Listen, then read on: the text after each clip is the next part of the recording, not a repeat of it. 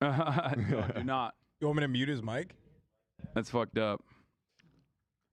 I'm reading the Nope, comment. I have control. I have control. There you go. I I think this has been a relatively productive conversation. I mean, God knows what people will do to pick this apart, because every single time we have conversations, it's very frustrating that like there is a secondary market, like a cottage industry of people who will like pick apart every detail and Sure. Hey, that's me! It's me, the bottom feeder! make these like grand assertions off of it, which is very frustrating. Okay, wait, I haven't made any grand assertions. Never mind. Because it's like I guess if you're from one of these communities out there, and there's plenty of them, there's so many people that make videos, right? I mean, Don't hell, you we feel do like- it. I'm don't not you going to feel say like that the they're H3 podcast is. What? I mean, I would say the H3 podcast. We do that too. You know what I mean? Yeah, we do that as well. Yes, I do that as well. But like my question always is like, if you're coming from one of these communities, like, don't you feel like you're duped a little bit by whoever you trusted into believing that there is like genuine discord and division here? Like Talking about you and Ethan yeah, like having me a falling and out. Ethan, or even well, people didn't attack you as much. Surprisingly, it was more so me, even though you and him had a big disagreement as far as Well, I nobody gives a understand. shit about me. I mean, come on. It was odd. I don't know. Oh, thank you, AB. Because you have a lot of differing opinions as well, but for some reason you weren't getting criticized as much. It's almost like people are more self-interested in certain directions. But I think there's definitely an element of that. People definitely have it out for you, and also I think I saved myself a little bit by being at the beginning. I don't know if you caught how much of that conversation you caught, but I was very reluctant to engage in that conversation, and so anything that I said was kind of tinged with the fact that like Dan doesn't even really want to be here, so I guess maybe that softened people's anger. I'm sure people did get angry about it, but frankly, I was stressed about it afterwards, just because like I don't know, I don't like being the center of attention, and so I stayed off of social media all weekend. I just didn't look at it. yeah, Ethan just said they were glazing me up. Well, I'm sure some people were, but yeah, they were saying Queen Dan, Wan. They were saying Wan. Yeah. Maybe I'll take this as an opportunity to drop a little bit of knowledge I don't think I've ever actually shared on the show. But, Knowledge. My one side of my family was actually I am descended from a bunch of like hardcore Bolsheviks in the Russian Revolution. I knew it. Fuck, dude, that's you. That's I right. fucking We were actually knew trying it. to draw this out of you, dude. You're fucking done, God son. damn it. My last name, Sverdlov, is a bastardization of Sverdlov, who was one of Lenin's like lieutenants in You don't the want me to revolution. run this out? That's Do pretty you want cool. this to go out? So, I mean, I'm kidding. I'm kidding. We're talking like Damn, great. dude. We're talking like great uncle or something here. You know, knew it. it's not really directly your connected. your family's proletarian violence and its contributions have been noted, man. Yeah. Nuts. We're Czarist here. How dare you? sorry, I didn't want to Yeah. piss off the whites. Yeah. So I know. I always see this picture and I'm always like, dude, he seems a little too comfortable in that outfit. But like, He's just filling that uniform. It was a Halloween little too costume. It was a natural. Halloween yeah, costume. yeah, I'm not a totally. weirdo Parody. tanky. Okay. Red scare? Red scare? yeah. Red scare? Red scare. Okay, so I want to move on to some more practical topics. But before we do that, I want to say this. I think this is a great conversation. I agree. And anyone that's mad, you're wrong. Anyone who's upset right now about this conversation, you're wrong.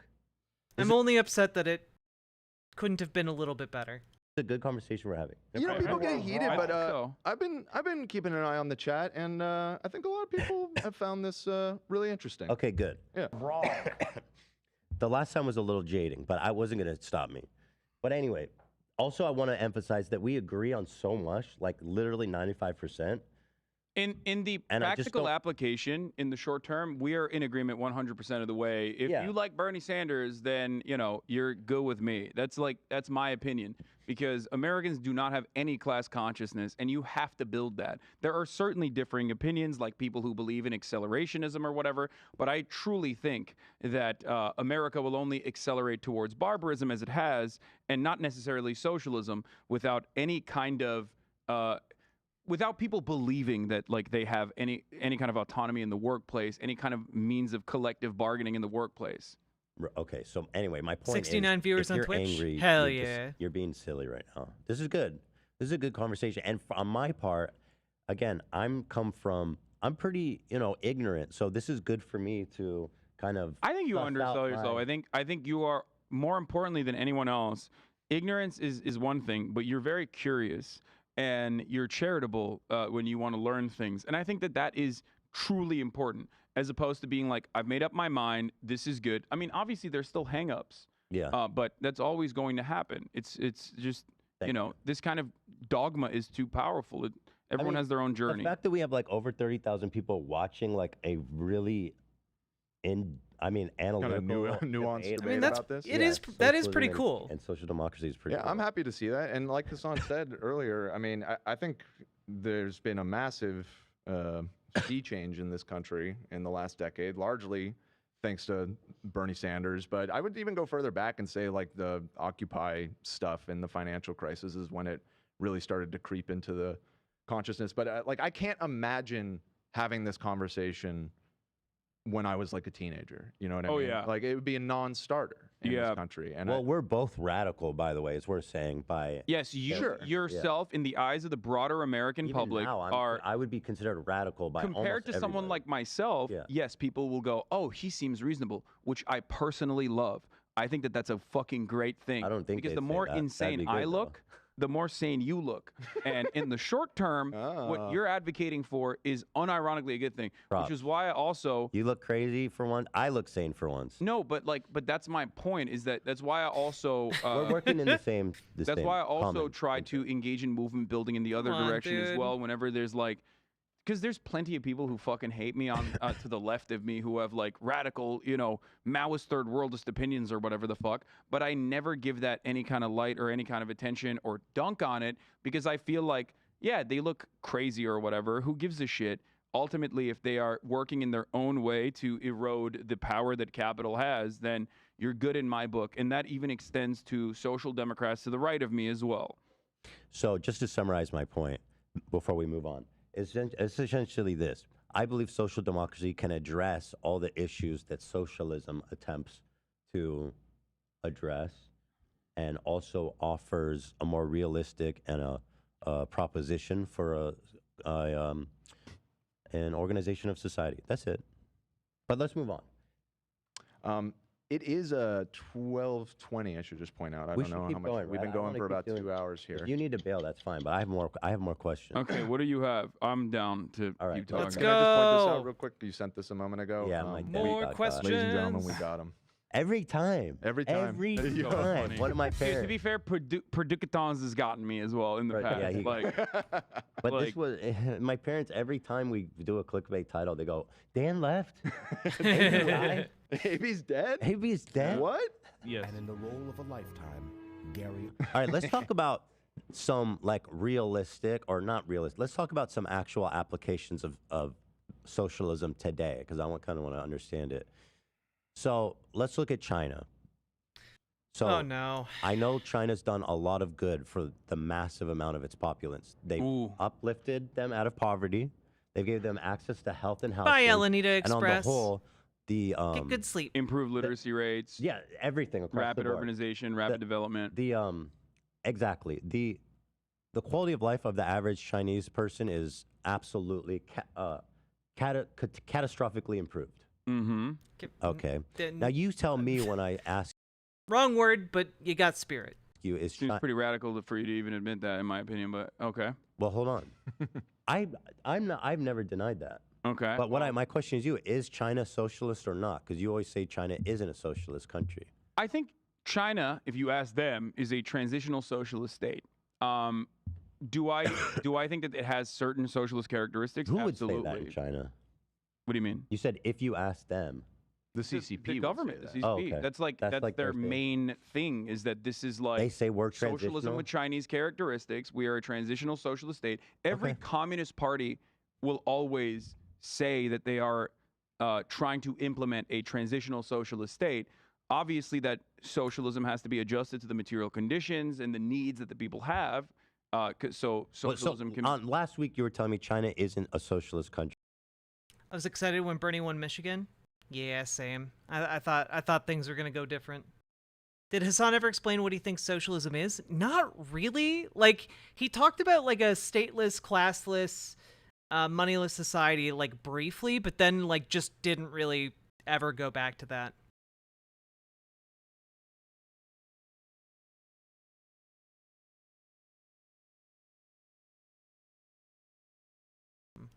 So I was curious what you meant by that. It's not socialism in the sense that like there is collective ownership over the means of production across the board. It's state ownership that benefits the interests of the citizens, as you've also admitted or recognized. It's not an admission. Yeah, I recognize Well, it's that. an admission if you're living in the Western world, because in the Western world, It's everybody. undeniable. It's just a fact.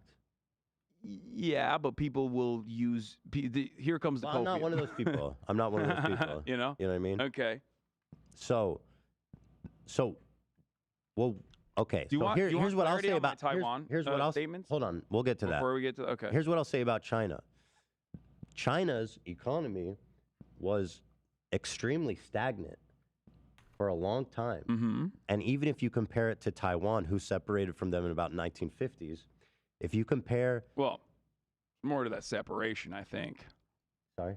There's a little bit more to that separation, I think. Man, he's really gonna die on this hill, isn't he? He's really gonna die on the hill of Taiwan. Oh my goodness, dude.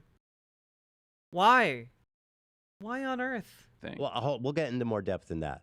But my point is, around the 1970s, 1980s is when China's economy started to boom. Yes. And the reason for that boom was because they started to open up their economy. Oh, dude. And lean into more. Ethan knows better history than Hasan. He does. I like him so much. Capitalistic notions. They got an influx of foreign capital. Yes. And that is when they got an influx of foreign capital due to the policies of Dengism. Dengism created free trade economic zones, i.e., zones where people could privately own businesses. And then they systematically leveraged the massive amount of labor that they possessed as a country to make themselves where people, sent jobs overseas. It just became China. The factories moved to China. The average quality of life of the average Chinese person was vastly improved. So here, and before that, the Chinese economy was extremely stagnant, and the quality of life was not good. Yeah, so here's how that works, right? There is plenty of trade that occurs with other countries as well that do not have a mandate of trying to do even development, right? Let's not use the word socialism here. Let's just say urbanization, even development, like uplifting. Chinese people will say Chinese prosperity, right? Plenty of other countries that get foreign capital do not necessarily develop in that direction in the same way that China did. The reason why China was able to do so is not necessarily because foreign capital came into the country. It was because of what they did with said foreign capital. If China had developed in a similar structure with Western-backed kleptocrats that control it like an oligarchy in the same way of the democratized market and the dissolution of the USSR did, then China would objectively be in a similar situation to Russia and the Russian economy in general. Russia made all of its, or the USSR made all of its collectivization in that time frame, in a very short time frame, without 400 years of like slavery and all of the many benefits that gave to the Western world, and went from fucking potato farmers to people that beat the United States to the space, to be the first person to go to space. Yuri Gagarin shouts out. Similar structure existed, and similar thing happened in China as well after foreign capital came in. But it wasn't necessarily because foreign capital came in. It was what they did with that foreign capital. Mm-hmm. Does that make sense? So in that situation, because money is just money, right? If there was like, I don't know, if we lived in a very different world. What was the money for? It was for cheap labor. Yes, absolutely. And so in a sense, they're serving capitalism. They're taking the money. It was serving capitalism. The Genghis Gambit is that The utilize Dingus Gambit. It's just like utilizing the Deng was the leader the that did the interests reform. Oh, that was his name, Dingus. No, Deng. Ding Dang. dingus. Hey, Dingus. Is that you can take advantage of Western society has this division of power where there's an imbalance there where capital owners and their capital interests are better represented by their bourgeois government. So they will, if we offer them, cheap manufacturing and then take their IP and start slowly but surely developing our country through rapid urbanization, like taking all that foreign capital and like building roads, building hospitals, building trains, and whatnot. We will be able to inevitably improve our material But conditions as a collective. In doing so, they've also entrenched themselves in a capitalistic model, I think. Yep. And not totally. Yep. Ethan's nailing this, dude. Right? But to an extent. And I think to that extent, it was a great benefit to them to operate in that middle ground. And I'll say this, since that's happened, that's when you started seeing all these Chinese billionaires, which is not a good thing, I'm saying. But Because like it's you, but it's global capitalism. that's the the problem. inevitability. It's impossible to escape global capitalism under a global capitalistic structure Then why are you defending China, bro? unless you are forced to exist or operate outside of those boundaries in the form of like Cuba, for example. Well, we both agree on a realistic approach. So in that sense, we agree that's why I believe social democracy is the way. But Here, AB wrote something if you want to read it. oh yeah, we were saying about should read how it the instead of me. CCP. I didn't see the second part. Since established in 1921, CCP has proclaimed itself to be a Marxist-Leninist party and has consistently referred to its system as socialism with Chinese characteristics. In essence, CCP views itself as overseeing a transitional socialist state working towards the eventual realization of communism. Because communism is a bit different. It's not like when you have like a strong central leader. No, communism is What? when after a successful stage of development in a transitional socialist state, where the scarcity problem has been solved, and there is no interest in like capital accumulation, and the state eventually withers away, yielding a borderless, moneyless, stateless society. It's the You don't need borderless. Like if you don't have a state, you don't have borders.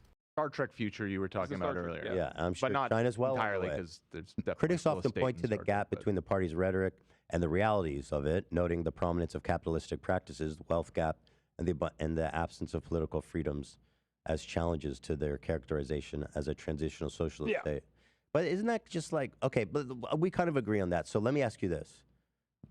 One of the reasons that China is able to govern so effectively, and we agree, they get shit done fast. Yeah. And that's how part of, again, how their economic growth was so quick and strong. Yeah. They can act. They don't have to be bogged down by Congress and shit. Can I cut in here really quickly? That's a dangerous prospect that capitalist countries are also reckoning with, for the record.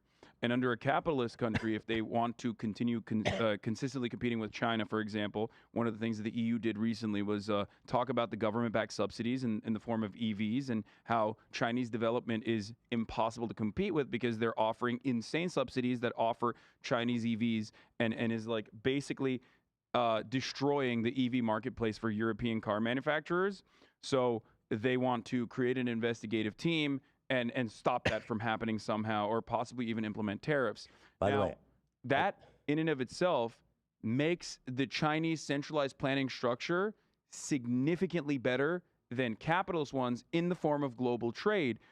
That will create, in my opinion, a very scary future for Western liberal democracies, where how do you implement that kind of central planning, which already exists, but how do you make it work? So he's basically bought the state line from China, hook, line, and sinker, right? The state line on Dengism is essentially, oh, no, we might be doing capitalism, but we're doing capitalism because we're going to eventually dominate the world market, and then we will, be able to slowly incorporate other places in, and we'll be able to do socialism better. At some point, and it's not effective in that regard. I think it's an effective tool for modernizing the country. I don't know that it's an effective tool for socialism. First, fascism. Okay. And that's what I'm. Hey, can't find a genuinely name I afraid like. of. How you doing? Well, I mean, Barbarism. China's not that far off from it in its current state. What do you mean? With they have basically a all-powerful leader. Everything's owned by the government. The only difference is they're not at war. Basically, that's the only missing factor. Yeah, They are building their military. Yeah. And threatening countries like Taiwan. So they're pretty close to fascism right now, I would say. They're building their military Government but rules what they've culture, done, but what they've done with that business. military is very different than what the American military is. Okay, doing. I mean, whatever. they don't have 800 they have bases. a large military and they're threatening. It's always a people with it. hypothetical. And I'm it's just the same saying, with China's not that far from fascism. It's the same with True, Ethan. Excellent job. I'm sorry I didn't put it back. My bad. I'm so sorry. Ethan is absolutely banging out good points here. It's like if right China's there. not that far from fascism. America is literally 10x the Nazi Germany fascism. Though I you have disagree. Are you fucking kidding me, dude? Why are you dying on this hill? Is he like taking money from like the CCP? What's the difference between Sweden and China? The difference is China is an authoritarian country that allows capitalism to occur. And I would also say that China's version of capitalism isn't even sockdem. Sweden has strong worker protections. In China, like a couple years ago, there were news stories about how they were putting like suicide nets outside of factories. Okay, he said U.S. is 10x as fascist as Nazi Germany. China's just capitalist, and its government is authoritarian. With some disturbing leanings towards fascism, as it goes forward into a future where it's not having unprecedented economic growth. I think there are some compelling cases to be made that it's even, fascist or has many fascistic properties right now. So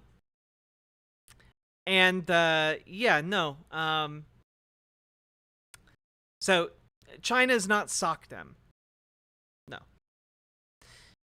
Also, chat, we've been going for almost 7 hours now. If you're enjoying the stream, please hit the follow button over on Twitch, hit the subscribe button on YouTube, hit the like button on the stream, and also please consider dropping some subs or donos. I would very, very much appreciate it, because that is what puts food on my plate and gives me the ability to have an apartment and not die. So, if any of you can support me, it would mean the world to me. Thank you very much.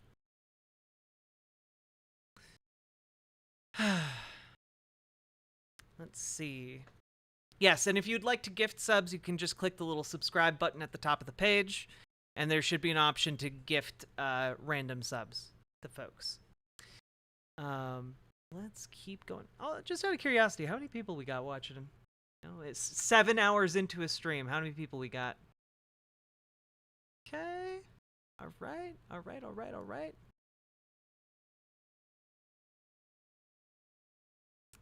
We got about...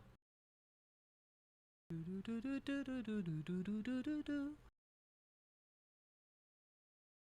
got like 140 people in here. That's not too shabby.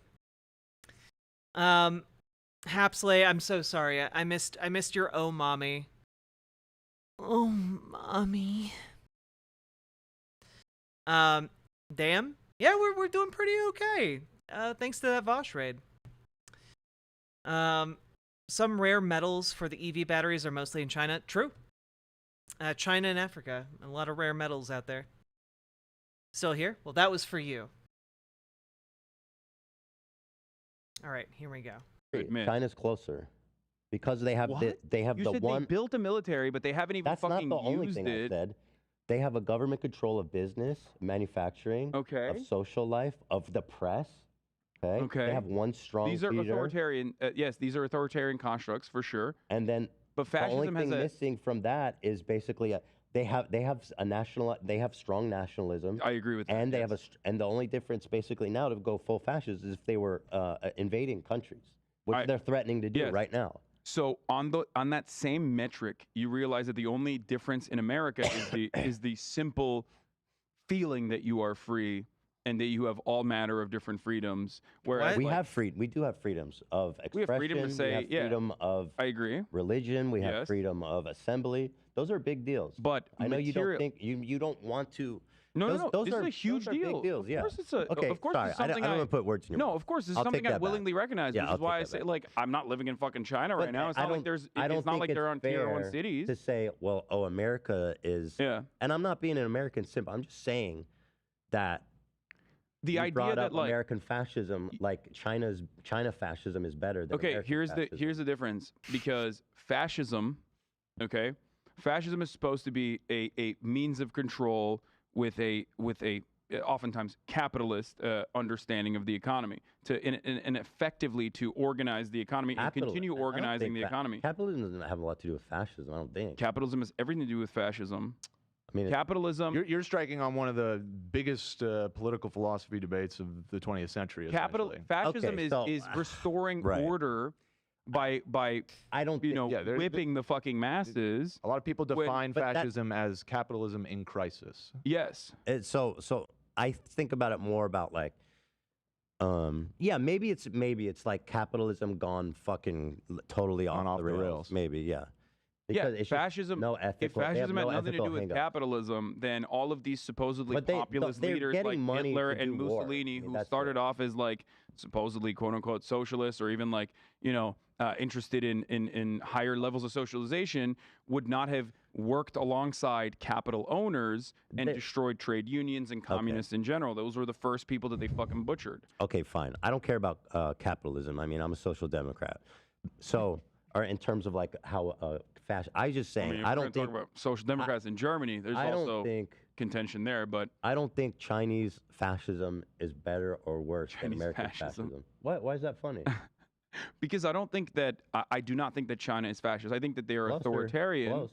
I don't think China is closer to fascism than America. I think you could make a very good argument for China being fascist.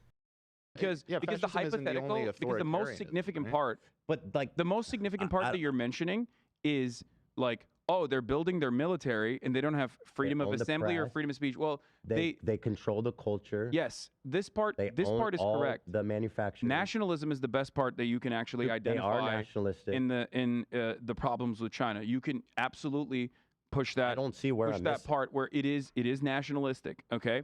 However, the Chinese development and Chinese military action is either irredentist in nature, which is different than imperialism, where it's like it's more so expansive in its own limited area, rather than global imperialism, which is China's done with the always taken express more effort. land. Yeah, exactly, Gamer G. Which is why I would say, like, if you could make the argument, I don't know if I'd necessarily agree with it, but I can certainly see how it would be arguable. You know. With the Tibet, Taiwan, they're always okay. expanding. Well, if Now, we're going to the talk about fact- the Tibet, fact that if we're going to you- talk about Tibet the and fact that Taiwan, you think it's want me to- like okay Oh, 'cause it's their dude. territory. Are you gonna talk about Tibet? Oh God. I mean, okay. I guess. Or it seems do you want me to? little bit Do you want? No. Do you want me to describe Not, it? I don't want to get into the Taiwan thing because Well, I don't you want can't to just get say to. Tibet and Taiwan and then not expect me to explain the nuances. I'm not ready for this tangent. Because okay, Ethan, but like Go Tibet ahead, go is, ahead. Tibet was literally a fucking feudal slave mandate, like So autonomous zone. China did them a favor. That was one.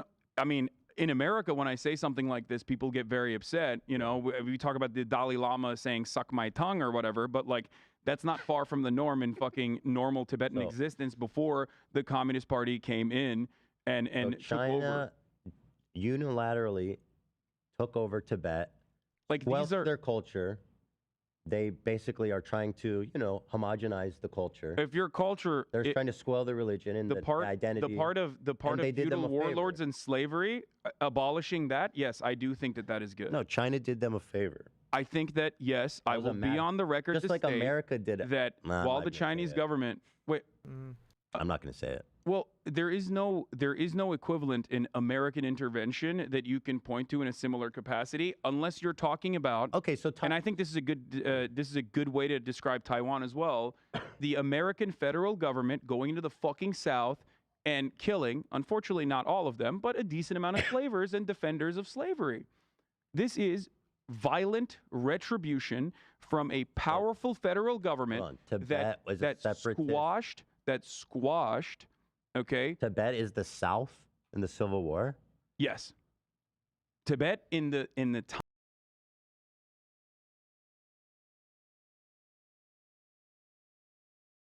What?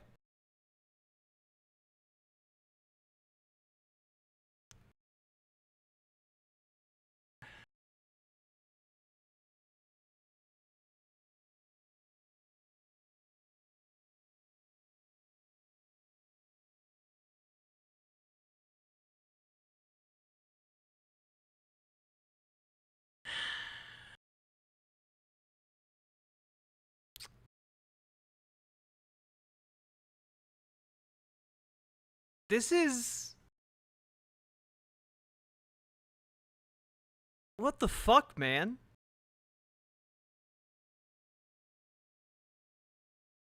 Okay, I hope he elaborates on that, because that sounds fucking crazy to me.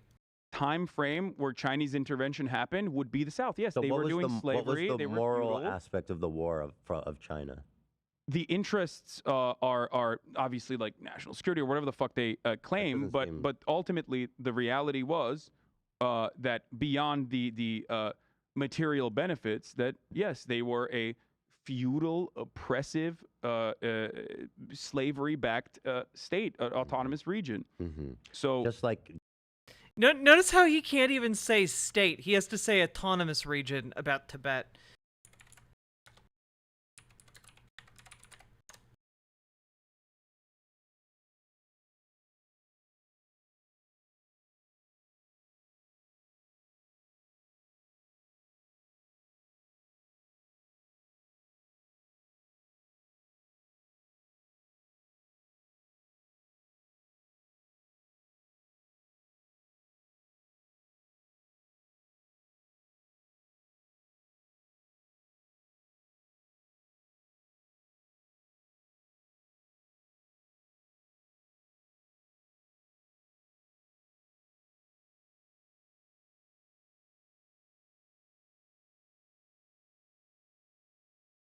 Yeah, like, also telling that this is riddled with issues, but going on what's on Wikipedia here.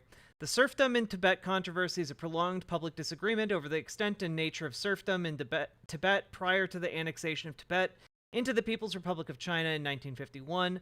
The debate is political in nature, with some arguing that the ultimate goal of the Chinese side is to legitimize Chinese control of the territory now known as the Tibet Autonomous Region, or Zhejiang Autonomous Region, and others arguing the ultimate goal on the Western side is to weaken or undermine the Chinese state.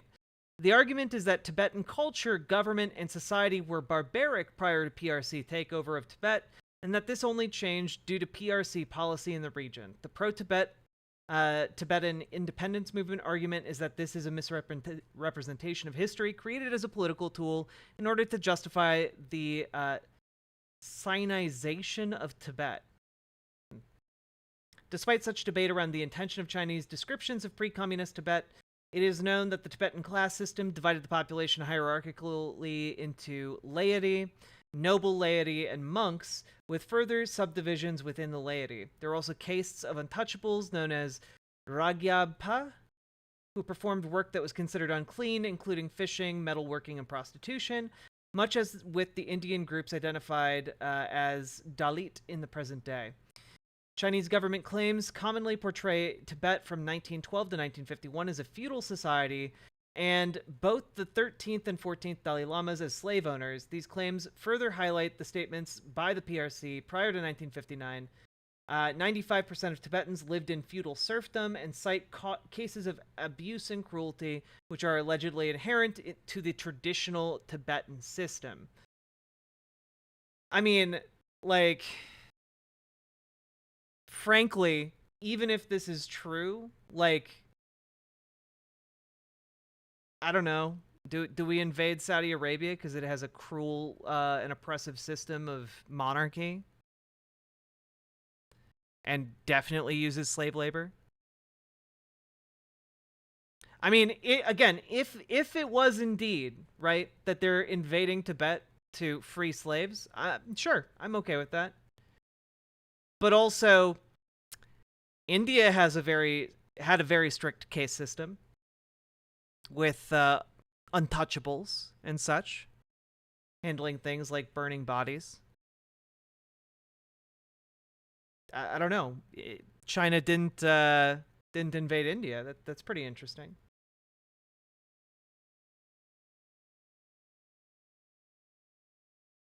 Let's see.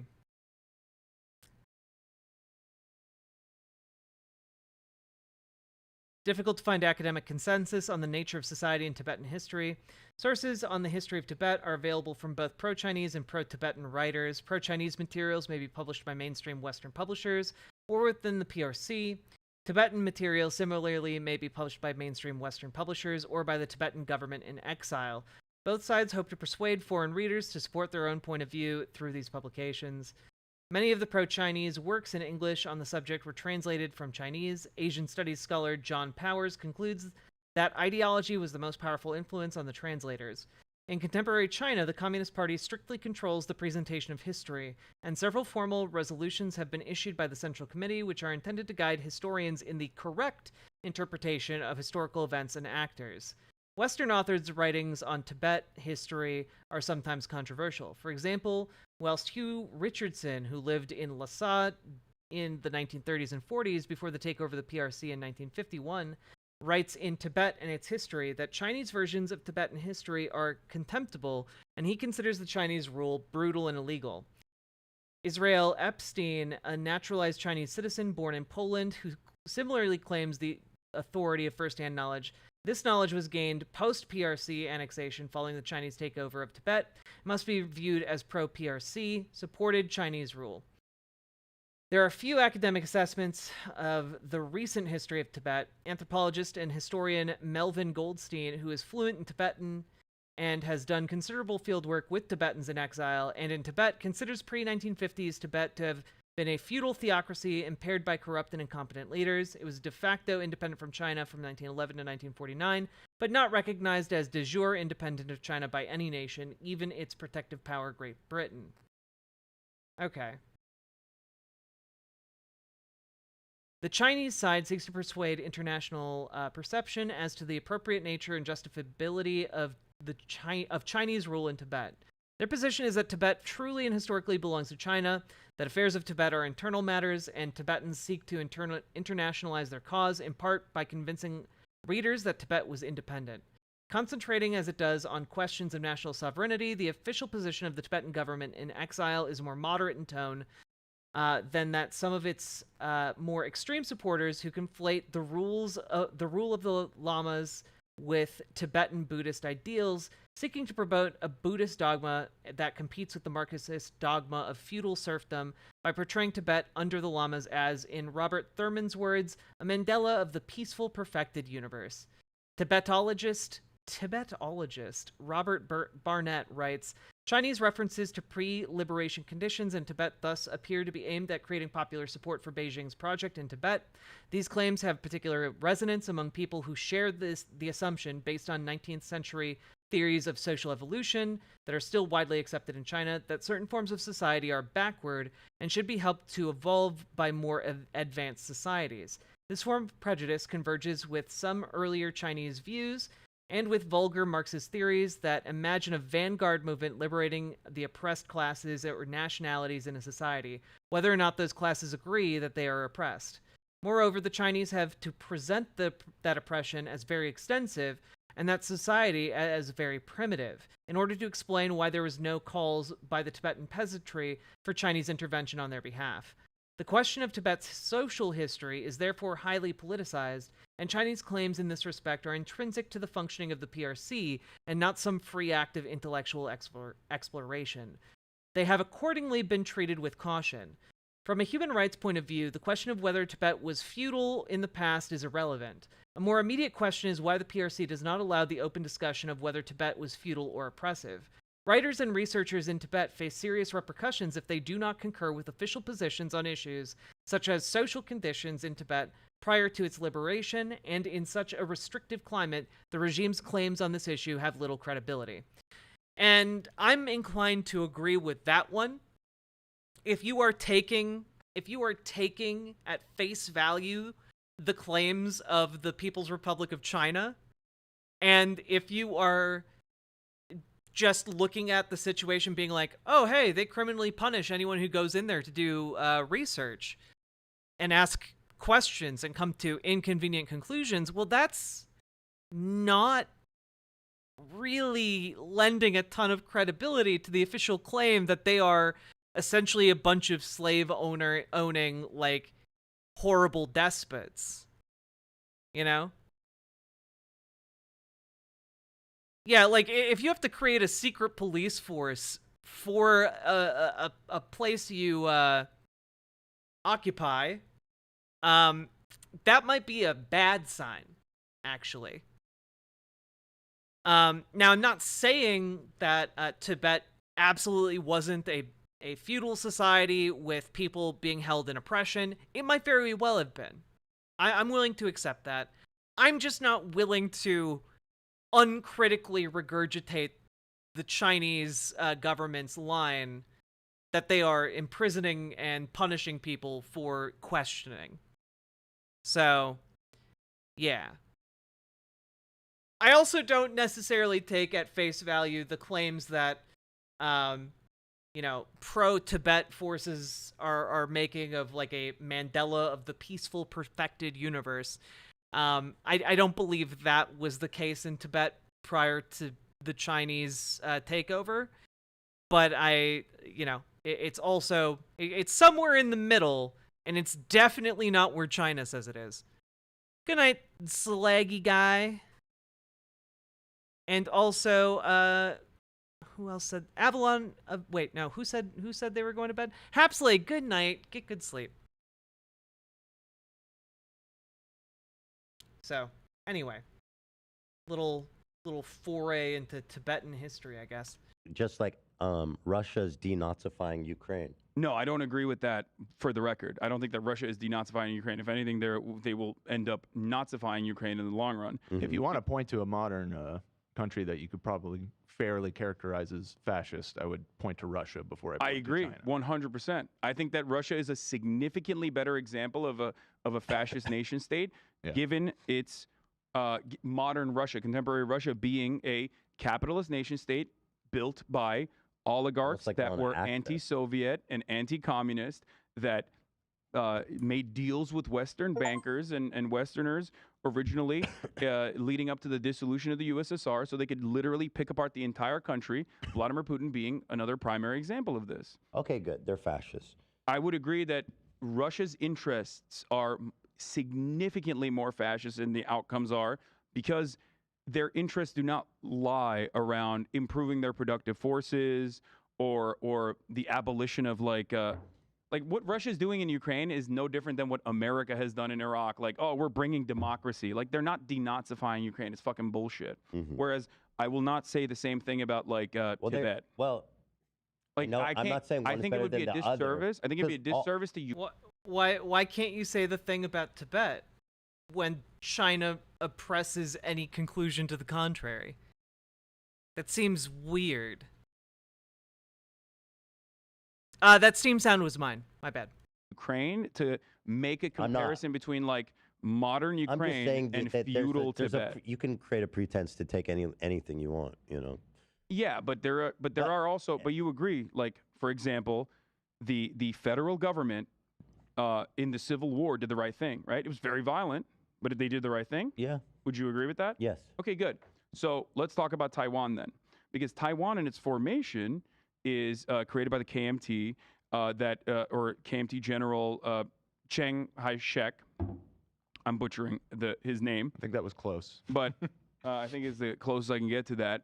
And in its formation, it was a military dictatorship that was fascist, openly nationalist, and there was no surprise there that the American government was backing them, right? In its entire inception. I'll Taiwan admit I don't now know is a very lot about- different than that. Yeah, I don't know a lot about But it. this is very important in But the Taiwan context of like now- talking about So Taiwan. should they be invaded for how they were Absolutely founded? not. Right. Absolutely not. Because hey, guess what? Everybody was when founded on America shaky when America builds you up to be a nation as a counterbalance or as the real China, as we did originally. That's why we were in support of Taiwan, because they were nationalist, fascist, military dictatorship that was brutal, comprised of dudes that got owned by fucking Mao overall, right? But at a hurt time losers. when and at a time when Yeah, we're worth noting, Rory O'Connor, indeed. Yeah, NATO supported the invasion of Afghanistan. They did not support the invasion of Iraq. Allied countries assisted in Iraq because they had some forces in Afghanistan, but it was not a NATO endeavor. 100%. At a time, and And yes, Taiwan isn't fascist anymore. They've had free and fair elections for like the last 40 years. butthurt losers that believe that like Mongolia is also a part of Republic of China. They have more expansive desires, more expansive territorial They ever desires than attacked Mongolia? well, they they can't invade? do anything. Well, they're yeah. they're military. Well, yes, Netanyahu, Hasan suffers from American diabolism. Okay, he believes America bad in any and all cases. Okay, and sometimes things that other countries do wrong are America's fault, Military, according to American generals' assessments, which is silly as hell. was fucking dog shit.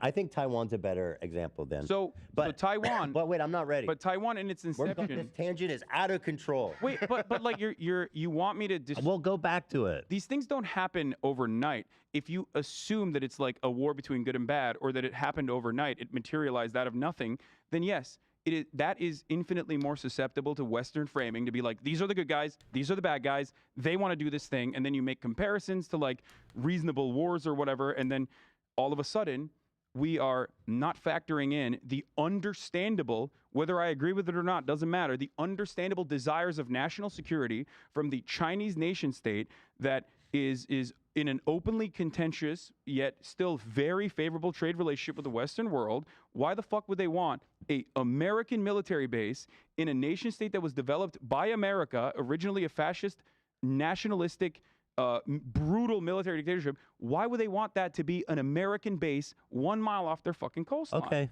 you're right. So that is precisely the reason. So that's precisely the reason why. Again, Taiwan is like 100 miles away from China. Like it's not 1 mile away from the coastline. It's like it's like 110 miles. Like it is a long ways away.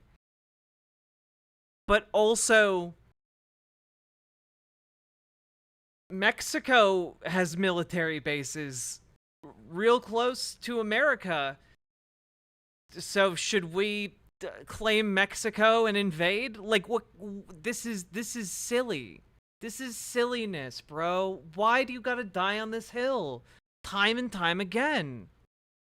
The people of Taiwan who recognize that reality, while they yearn for independence, they recognize that reality that it will never happen as long as China has a military or a powerful economy, and as long as America has a legitimate interest in Taiwan being an American base of support to inevitably control China, dominate China in some way. What the fuck are you talking about, man? Taiwan is not a base to control China. Taiwan is a military ally, and they are provided arms specifically because the people of Taiwan know that China would like to have sovereignty over Taiwan. but this is ridiculous. And the United States has carefully crafted a diplomatic niche for Taiwan to sit in, where it is, for all intents and purposes, independent, an independent nation, but that is armed to the teeth in case China ever tries to invade.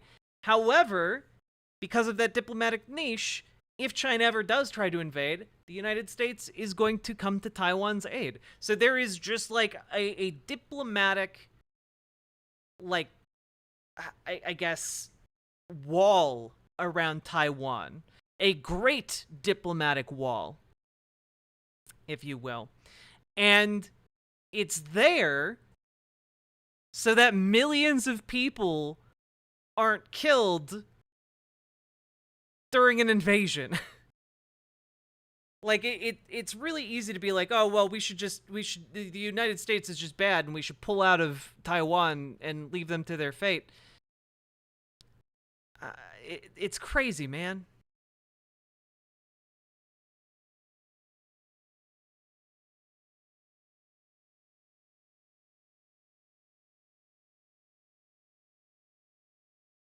Yeah, no, if China could, China would annex Taiwan. Okay, hold on. Let me go back because we did like the monster tangent here. Okay. I was saying one of the reasons China's so effective is because of their one-party state. Without opposition, they're able to move fast and effectively. So, do you think this is a good model? Do you think the one-party state is a good model? Oh God! The Oh God! of that Why? One-party state is also massive human rights violations across the board. I mean, I don't think that. I think that America is a one-party state. I don't care about America. No.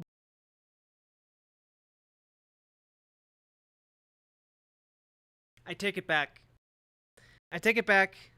I remember earlier in this stream I said that I think that Hasan has decent domestic policy. I take it back. I take it back. I take it the fuck back. Oh my God, dude. I think America is a one-party state. Fuck off, dude. Well, how can you be someone who pays attention to politics and think something that smooth-brained?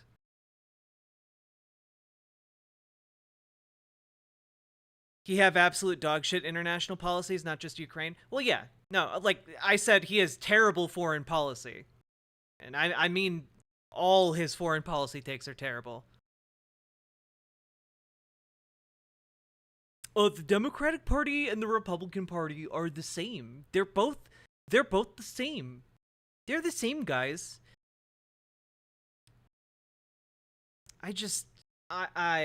I'm getting real close to being done with this. Oh fuck, we still have like 45 minutes.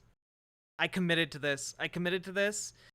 Chat, if you have any love of me or my content, at the very least make some donos or gift some subs or something to make this worthwhile. Let's go. Oh, but it's important to understand because, like, the one-party state is an inevitability under any kind of formation of the government. The government is going to yield results that are either positive for the people or negative for the people. Even if it's marginal, there is still a difference. Even if it's marginal, there's still a difference. For example, abortion, which I consider a human right. It's marginal. I agree with you on that. I think that it but I don't want to talk about America. I want to talk about China.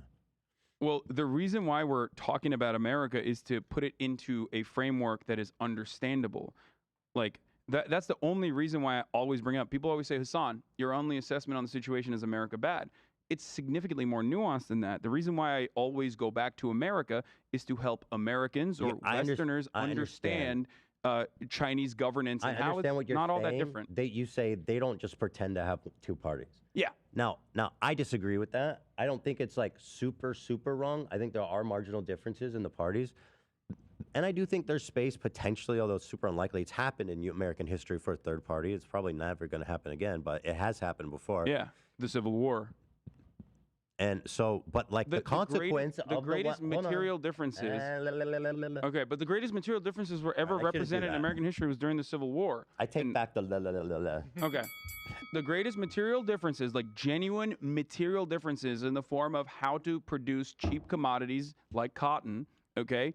Well, in the northern states, they backed the abolition of slavery. Southern Yeah, if any of you from YouTube or Twitch want to come over to riverboat.gg, we got some people here who want to gift you some subs. states didn't. That was a major point of contention. That was probably one of the last times where there was like a real and significant difference in an agreement, I guess, a difference in opinion that led to a very violent conquest of the South that wanted to secede and was forced to not. The one-party system in China does result in a lot of human rights violations. Does the ends justify the means in that case? I don't think the so. Control. I don't think it does. Okay. I think that in Cuba, which also has a certain restrictions on civil liberties, for example, there is a better argument to be made that the ends justify the means in Cuba, because Cuba is an island that has been under embargo, and since its inception, since the Cuban Revolution, after we backed Batista and wanted to ensure that Cuba was still a tourism destination and sugar plantations with slavery, and then lost, we immediately said, okay, fuck this shit. Cuba, we are going to do everything in our power to stop you from developing. In that situation, because it's a tiny island nation that is in the ass cheeks of the largest imperialist superpower on the planet, it's understandable to have certain restrictions on civil liberties, whereas or not. And by the way, ironically, Cuba is like way better on abortion, gay rights, and whatnot, which we can get into if you want. No. But that's a consequence of direct democracy, even though Cuba is a one-party state as well. Okay. Like, I mean, there's plenty of I know plenty of I'm not, and again, I'm not super familiar with the politics, so I don't even want to speak on it necessarily, just because I don't know a lot. I do know that a lot of Cubans that I've met fucking. I don't know that I Cuba. can't believe I've not only put up with this, but paid for it. Chat, let's not do this again. Paladin. DWA. Paladin, thank you for the $10 dono. I really appreciate that. Oh God. Thank you also for being the first chatter to support stream financially in like the last 3 hours. I appreciate it. I do have to say, like he just said like Cuba's better on like LGBTQ rights, on like queer. Did he actually say that? Because pretty sure Cuba only legalized gay marriage like last year. This conversation was far more uncomfortable than I expected. Yeah, I've had to pause champ far more than I wanted to. Hate the Cuban government. yeah, because they're in America. They're not like rich. They're like No, it doesn't matter. They're okay. So they're like they don't have to be rich. But they're in America, which so means admittedly, I don't know. like they had a disagreement in the lightest terms. They either were forced to run away, or literally had, in the lightest terms, a disagreement with the Cuban government. So of course they are not going to be fond of the current Cuban government. Isn't there, when you're looking at a country like China, who's able to act so efficiently, and if you're looking for some democratization or like some equality of outcome in terms of income for the lowest people, seems like a potential and almost like inevitable outcome is some of the stuff that you see in China, like one cultural identity, one religion or non-religion, like this need to be homogenous so that people are compliant and they live that way. This is state development 101. Every nation. Is there any chance Biden can do anything about Cuba? Biden could lift the embargo like tomorrow if he wanted to. He just hasn't, because he's old and remembers Cuba being scary, and probably also is trying to curry favors with American Cuban diaspora. State does So the some form of this. reason that has happened in China is why all these mass human rights violations are able to exist. Like re-educating people, mass detention for people who are religious. You know what I mean? Forced labor camps.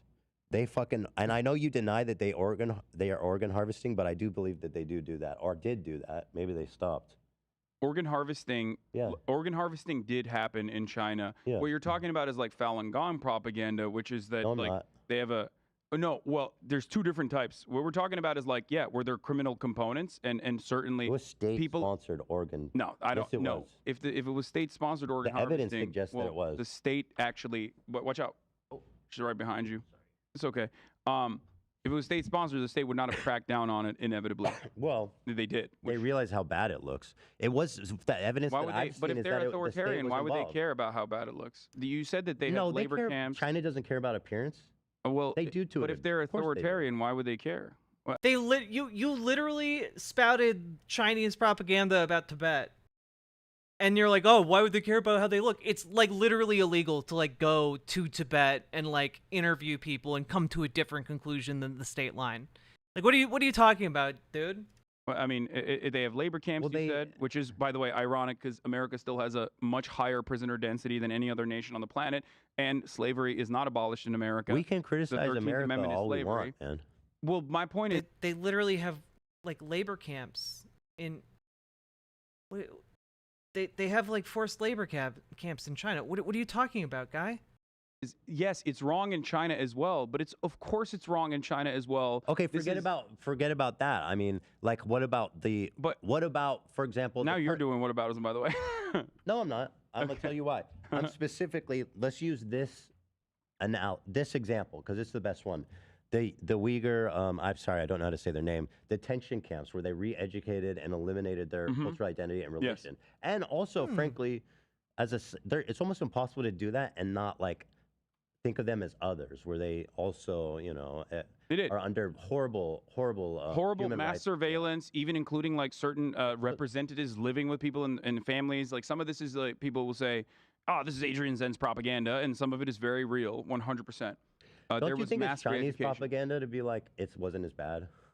I'm not saying it wasn't as bad. Okay, good, because I thought But maybe you said but that. hold on. No, I think that my analysis on the matter is fairly nuanced, but still incredibly critical of the Chinese state. I have never said that mass surveillance, mass imprisonment, even execution in certain instances, This is and the China's outcome. development, This is the outcome and China, of their homogenous socialist society. the reason that the Chinese nation state claims they did this, and Xi Jinping famously even, I forget when he said this was a while back, but basically said something along the lines of like, we learned how. Hey, Dances with Disaster. Thanks for jumping on over to riverboat.gg. I appreciate it. Hasan always gives me the same vibes as one of those dude bros who smokes way too much and thinks he's deep. Yeah, and like that is a good asset for bringing in those types of dude bros and like other like normie folks. But it becomes a detriment when we're trying to talk about these things. 100%. China's capitalist. Yeah, China's hella capitalist. How to deal with. We learned how to deal with Islamic terror from the American nation state, Okay. and that is why we had to deal with the Uyghurs. I don't agree with what they did. I think that it's fucking bullshit. Do you think it's necessary to maintain their socialist homogeny? It's not a socialist homogeny. Now we're talking about cultural homogeny, right? That's what you're saying. Right, but it's all yeah, 'Cause but it's connected in my mind. The separatist movement within Xinjiang and some of the aspects of that did include, knife attack. Aw. As promised, BWA. Still have a blue sky invite. I've been lurking here a while, just silently. Well, I appreciate it, Dances with Disaster. And Malachi, thank you very much for gifting a tier 1 sub to Dances with Disaster. Very kind of you. Attacks and the like. They don't have a lot of guns in China, luckily. Mhm. The criminal component of that should have been dealt with on an individual basis rather than dragnets and collective punishment for the entirety of Xinjiang, which is what China did, and re-education camps and mass surveillance, which exists still to this day. Xinjiang or any kind of separatist movement in Xinjiang has now been absolutely squashed, destroyed, eviscerated, and not only have they done that, but also on top of that, they've basically softened, like you said, or I guess the term that Westerners will use is Hanified Xinjiang, and have now use their like their cultural output as like an export even. Like you could just go to Xinjiang and see how wonderful everything is, that kind of thing. like I'm sorry, man, that sounds really fucking bad. That sounds evil, even. Like, this is like if the United States invaded like Nigeria and was like, like put re-education camps across the country and was just like, hey everybody, you can come visit Nigeria now. Look at how white we made it. Look at how Americanized we made it. Like, I feel like if you reframed this as something America did, Hasan would unequivocally condemn it as one of the most atrocious and evil things the United States has done. Like, really up there, you know? And so he's just kind of like, yeah, you can go there now, and people say it's fine. You found it. God damn, that's so funny. Mr. Xi urged the party to emulate aspects of America's war on terror after the September 11th attacks from documents leaked in 2019. And that justifies them doing terrible shit? Like, what? Come on, dude. Just to frame this for people that aren't familiar with the history, the crackdowns over there were a result of a rise in terrorism in that region. There were bombings and stuff going on. And so all those camps and the re-education, all of that was a response. It was essentially a crackdown. And yes, but it was a completely, for the record, completely unjustifiable, way over the top, fucking dragnet. Yes, right, exactly. Yeah. Or what the United States did in Afghanistan after September 11th. I mean, we rocked that country for 20 years as a result of a terrorist attack. I'm defending America or something. That's really funny you should say that, because that is the automatic position of people in the West, though, is that, like, whenever I make a comparison to America, like if I compare Russia to America, people think I'm doing that to defend Russia. And it's like, no, that is the worst comparison I can make for a country's actions, because my opinion on American, the American superpower is that it is incredibly bloody and incredibly unjust. But the reason why people immediately go and say, what the fuck, why are you bringing up America in this situation, is because they inherently, without recognizing it, will defend American foreign policy because they are under the understanding. I agree, most people. Yeah, but it's pretty weird when someone's asking you about a situation in China, and you're like, okay, but have you heard that America is bad? Like, just engage on the topic of the question, man. Do that. Yeah. But so my ultimate question is, do you believe that this cultural homogeny is required in a socialist or communist society? Yes, I think that some form of positive social cohesion needs to occur if you are going to build a nation state, and this happens in public education. I think that public education. Okay, but we're not talking about public education as in like, oh, they go to state-sponsored schools or something. We're talking public education as in they get taken away to camps where they're getting sterilized and forced to unlearn their culture. Like this is like Hasan. This is like, honestly, this is the equivalent of like Hasan defending residential schools, like the residential school system for Native Americans that happened across North America.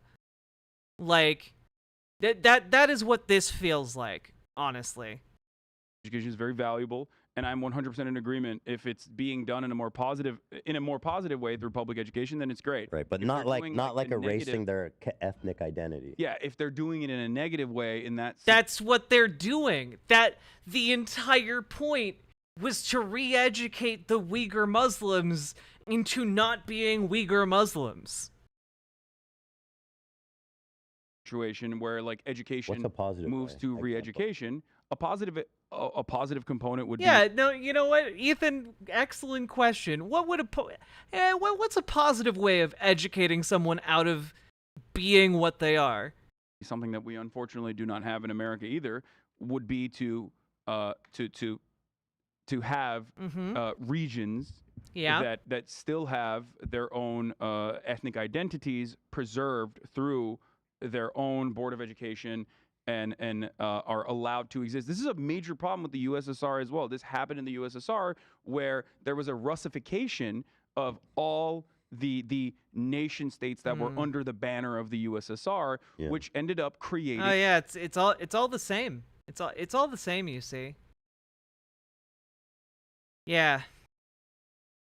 I mean, like, guys, you can quibble, right, about like what the curriculum is in schools, and you certainly should. Okay, there's a lot of white supremacy in the U.S. educational system. All right, but at the end of the day, there's a big difference between, hey, child, you have to go to a public school, and hey, everyone of this ethnicity, you have to go to this camp with all of your worldly belongings, and we're not going to let you leave until you are able to convincingly act like you are not the ethnicity you are. There's a pretty big difference there. I don't think that's difficult to understand for most people. A fuck ton of division, and also like suppression of religious freedom. Religion is something that is so personal and so important for human beings and their identity. Isn't Marx's theory around like we have to get rid of a religion? That's no. I mean, communism? no, and also I don't even care what Marx's own personal perspective on religion is ultimately, because I'm looking at real implementations of socialism throughout historical materialist socialist nation states. So you don't believe and I'm saying that that's required. bad and wrong. It is demonstrably bad. It was bad in Afghanistan. It was bad in the USSR, and it's certainly bad when China does the same exact shit. So you're saying yes, it's required, but nothing different than what you see in countries today. That's considered good. That's fucking allowing crazy, people to dude. have a national identity. Allowing people to have a national identity while simultaneously reinforcing their ethnic. They aren't allowed to have an ethnic identity. That's why they were sent to the camps, dude. Differences or their diversity of culture is absolutely a necessity for nation state development if you want this nation state to succeed. And Okay, I'm giving an example of why it didn't work in the USSR. By the way, I would urge you to look more into the organ harvesting thing, because I do believe that did happen by the state. They were harvesting the Muslims' organs, man. Like the wait time on the You're saying in modern China? No, not in modern China. I don't think. Well, it was modern China. It wasn't that long ago, but I don't think they're doing it. You're now. saying the state was harvesting the organs of Muslims? Yeah, who were in that detention camp to give to their citizens. The wait time for organ here, listen to this. One of the most cited pieces of evidence is the rapid growth of China's organ transplant industry in the early 2000s, with much shorter waiting time for organs than other countries. Chinese government has attributed this to the use of organs from executed prisoners, but the critics argue that those numbers do not match up. The prisoners of conscience, Also, that sounds crackdowns literally came. I'm sorry, if it was in the early 2000s, it would have been before the crackdown on the Uyghurs. I don't know when did that. So it sounds like it was just the general That's what I was prison trying to population. say. There was a criminal component. I'm not saying that Hold on, organ hold on. When harvesting did did that not happen, the happen. detention? Organ harvesting certainly happened. There was a black market for organs, 100%, not just for Chinese citizens, mind you. That is like literally massaging the narrative to fit the Uyghurs being harvested for organs. I like because it. Respect. Well, that's Uyghur is how you're. They're you know what's Turkish, funny about so this? yeah. They're fucking Turkic. Yeah. Like, it's called East Turkestan. You know what I mean? Right. Like, it's not like the other side of my family. My mother's side is literally their last name is Uyghur. So this is not like random individuals that I have no affinity towards. That I'm saying like the Chinese nation state should oppressively fucking crush I'm just them. saying. I mean, I don't think you have affinity to the Uyghurs who are living in China right now. I gotta keep it 100. I don't believe him. I don't believe that he has an affinity for these people. Again, you are basically defending like residential schools, but for everyone of every age in the Uyghur Muslim category in China. And It's that so you it's should- always additionally funny when some fucking dumb fuck from Iowa is trying to tell me about fucking Muslim oppression. Why don't you care about Muslim oppression in Xinjiang? It's like, what the fuck are you saying? Anyway, Well, what the fuck are you saying? Like, for real? You're just like, oh, yeah, you know, the Chinese government uprooted, like, the Uyghur Muslims and put them into camps against their will and wouldn't let them leave until they unlearned how to be a Uyghur Muslim. And you're like, yeah, you know, I really feel for these people. Do you? Do you really feel for these people who are having their culture stripped from them? Do you? For fuck's sake, man. sorry, I get very heated about this because Do you? Because you seem like you're heated about people being upset with you defending cultural genocide. Yeah, you seem more upset with people being upset with you for defending cultural genocide than you are at the actual cultural genocide. it's like people are so merciless. Just like people are merciless with you when they say you're a fucking tyrant or you're a capitalist pig dog or whatever the fuck. People are infinitely more merciless when you deviate from the foreign policy norms that have been mandated by What do you mean he's raising awareness? He's not raising awareness. He doesn't think it's a big deal. Americans through our mainstream media. Okay, so in short, I think I got my answer on that, which is, you know, the China Tribunal. Okay, whatever. I want to move on to Taiwan. So last time we were I just want to point out it's 1 o'clock. We're pretty far over almost to already. the end. Yeah. Okay. I mean, good. it's fine. We can. Okay, I think this is just very keeping you valuable aware and of the very time. good. Good. So I'm perfectly fine talking about this. Okay, great. Love that. So last time we were talking about Taiwan, you had mentioned one country, two systems. What did you mean by that? Because I didn't know anything about that when you said it, but I've read about it now. So since the Nixon era of normalizing relations with China, America's understanding of China has been that it is one over-encompassing nation, and that Taiwan, which certainly does want an independence movement or has a robust independence Oh boy. He's about to say something extraordinarily wrong. movement, is simply Chinese Taipei. The American understanding and the global understanding is the same, that there is a different autonomous organization inside of Taiwan, an autonomous government inside of Taiwan, but it's still under the Chinese umbrella. My opinion on the matter does not deviate away from the American foreign policy on the matter. And the reason for that is because it also does not deviate away from the collective Taiwanese understanding on the matter, which is that if there's two different forces here at play. Taiwan independence is not something that even Anthony Blinken or the American state backs. Why? Because it would be incredibly disruptive to Let's talk about what the our people of largest Taiwan want. trade partner. Great. The people of Taiwan want independence in the future, possibly in the future. The reason why they take that position, well, if you were to ask them without any sort of Chinese influence, like without any sort of like mainland China influence, would you want independence tomorrow? They would say, yes, that is the majority opinion. Well, what they say is that we already have the independence. They say China we already... China has no influence over Taiwanese economy or government. And yes, they don't and touch yet, it. and yet from a global perspective, they are still considered to be Chinese Taipei. Right, because Why? You weirdly left out why. It's because they have a gun to their head, and if they declare independence, that gun has its trigger pulled. And they get fucked. That's why. China will invade them if they declare independence. But as long as they don't declare independence, they don't get invaded, and they are still they are still autonomous. They are still able to conduct their own affairs and govern themselves. So yeah, the only reason they are not an independent state is because of the coercive threat of China. And the only reason the United States doesn't support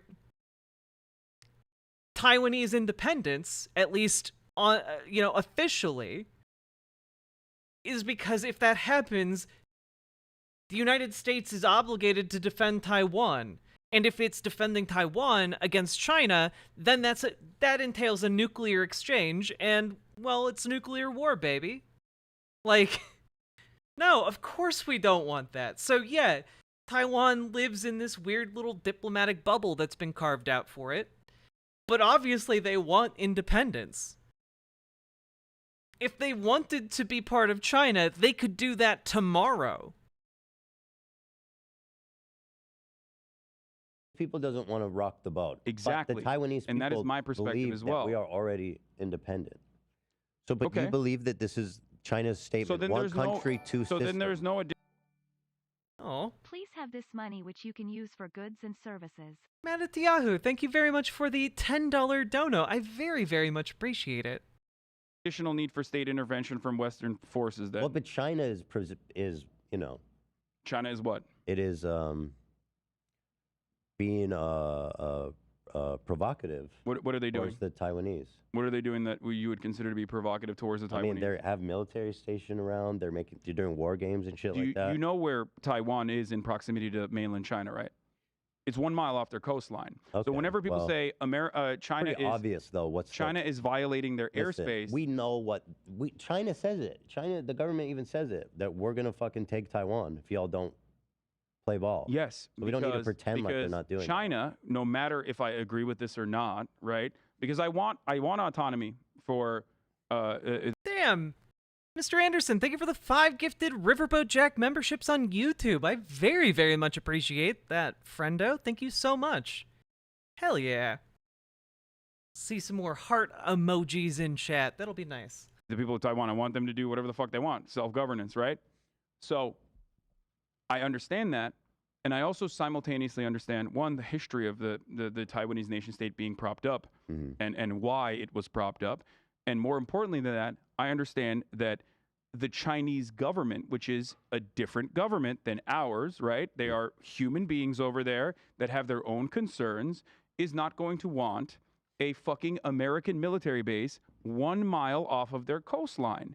That is a perfectly reasonable thing to never want. And given the historical reasons as to how Taiwan has been created as a separate nation state with its own expansionist interest in the Republic of China, the entire mainland China, including Mongolia, that's like its founding mandate, that it is... How's that going for them? How has their expansionist mandate been going for them? Exactly, Hasan, they're really expanding into mainland China, are they? Yeah. Understandable for China to not want that to happen, which is why they constantly counter American saber rattling with their own version of saber rattling. Except Hasan has it reversed. China is doing the saber rattling about invading Taiwan. And they're doing it because the economic progress that they've been making at unprecedented rates for decades now is starting to slow due to COVID, as well as some other domestic issues at home, which is in turn making people more dissatisfied with the single-party authoritarian dictatorship they live under. And they can't have that because they have billions of people. They need to keep people happy. So they're shifting to a more nationalistic rhetoric, and that in turn gives the Taiwan in turn gives them a target for that nationalistic fervor. This isn't new information. And the idea that the United States they wouldn't want an independent Taiwan because the United States would have a military base. We already basically have a military base there. That's just Taiwan is just a gigantic military base for the United States, essentially.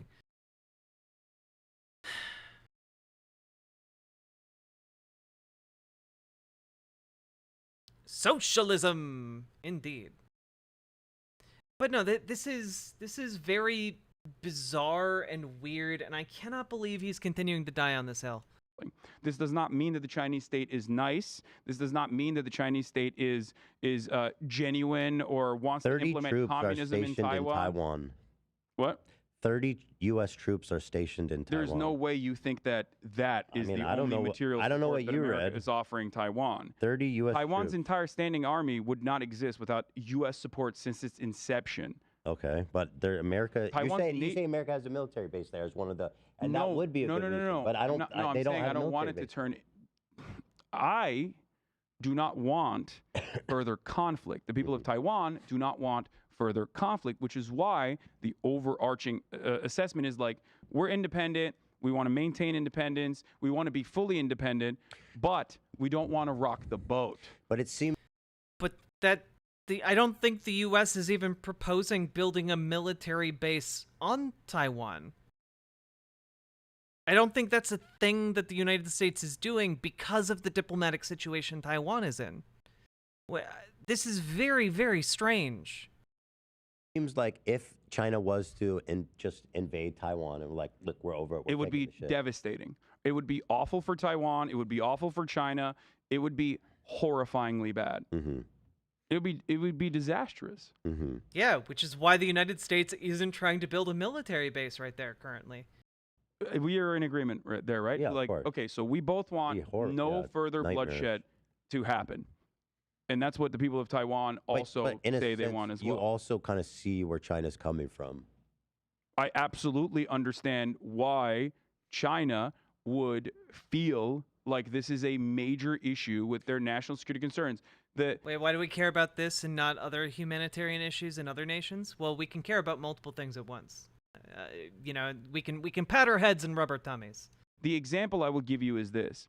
The reason we care slightly more about this issue is that this particular humanitarian issue could lead to a nuclear world war, which I think is maybe worth thinking about and considering a little bit and having accurate media messaging on. Let's say, Hasan. just like England and France tried to do during the Civil War because they had material interest in the cotton trade continuing with chattel slavery. Do you think Ethan knows Hasan isn't a good representation of most socialists? No, I don't. Which is why I'm frustrated by this conversation. Let's say they offered material support to the southern states that wanted to secede, right, in order to continue slavery, okay? And they were actually successful to a certain degree because third parties like Imperial Japan were also invading mainland America, okay, in this process. So the Civil War ended in a way where chattel slavery continued in the South, and every abolitionist was executed, and they called it, instead of white terror, let's say they called it black terror, okay? They executed mercilessly and ruthlessly any abolitionist that lived in the South. And then after years and years of this fascist white supremacist implementation, hyper-nationalist implementation, the southern states that had successfully seceded, okay, kept building a robust military apparatus through surplus military supplies You're comparing and weapon systems that other Dude. Again, he has the worst foreign policy ever. These situations are not remotely analogous. Man, I never knew this about him. Man, he ain't right. Well, he typically has good domestic policies when he talks about domestic political issues. This is all absolute nonsense. And honestly, after this, like, I'm even a bit suspect of his domestic politics. Other countries that were foreign adversaries to the United States of America started giving them even more and more of this, and then also said the real America is the South America. Southern states are the real America, and they will one day take over the rest of America. You're saying, and that they will inevitably take over the rest of America, and that's going to be the real America. We're going to help them do that. And then you're saying Taiwan is comparable to the South seceding. Taiwan in its inception is identical to the South. How long after this? It is absolutely not. Like, it's actually far more accurate to say that, mainland China is comparable to the South's secession if the South had then gone on to steamroll across the rest of America and, like, I don't know, Hawaii was like the last refuge of Americans for some reason, even though that doesn't make sense on a timeline scale. This is lazy. This is lazy and inaccurate. Just talk about what actually happened. You don't have to analogize like this very, very poorly. And, like, Man, I'm frustrated. I am frustrated and dealing with my emotions mostly internally. South seceded, did the war begin? What do you mean? How long before between the South seceding and the Civil War happening? I mean, there was I don't think it a was very long. period. Oh man, dude. I mean, there was a period of like like a day or two. There was a Month? period of time. No. There was a period of time leading up to that where there were abolitionist movements that happened. That's why people say that John Brown's like execution. But Taiwan was was independent like a lot pivotal longer. point. I mean, they've been separate for a long time now. Yeah, From no, like I understand. Which is 1950. why I'm saying, like, imagine if the South was able to successfully secede, Yeah. right? And And America. Well, if it successfully seceded, then it wouldn't be part of the United States anymore. That's definitionally by secession. and wanted to almost take it back. Northern America wanted to. no, take it back. Northern America is like, we're worried about our own shit. genetic We bomb. can't fucking deal with South America right now, right? Like Northern America, the federation, let's say, okay, is now working on improving their Did this guy go to college? I mean, I think so, but apparently not for any of the things he's talking about today. own productive forces, doing trade deals and whatnot with the rest of the world, and they start rapidly urbanizing, rapidly developing, okay? And the New Deal only happens there or whatever the fuck. Meanwhile, the southern states are entirely propped up by a foreign adversary, okay, that is infinitely more powerful than Northern America. And they keep saying we're going to take over the entirety of America. It's one America, okay? And Okay, but so I because think but I because the northern states are able to improve their conditions, have favorable trade deals with the rest of the planet, they inevitably get to a point where they want to maintain their hegemony, they want to maintain their security, their national security. Do you think it would be appropriate? To rock the boat per se and allow the South to continue developing and continue having a massive military and inevitably like you I don't know. send I don't know. send envoys like Nancy Pelosi to Southern American states Yeah. to fucking say, hey, look, they're democratic now. Like, yeah, sure, they were designed around slavery, know. but they have a democracy now, and I think that it's okay and appropriate to fucking keep building their military, make it as robust. I gotta be honest with you. This is maybe the most dog shit take I've ever seen from Hasan. This is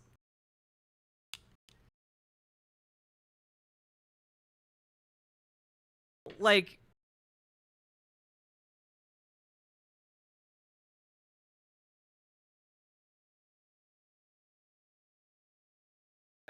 I don't know.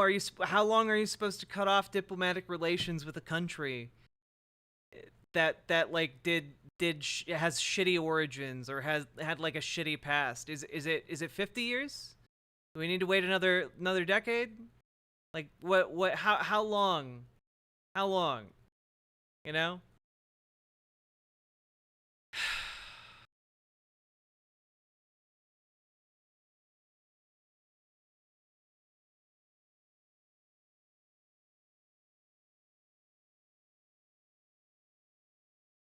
Just gonna look at chat real quick.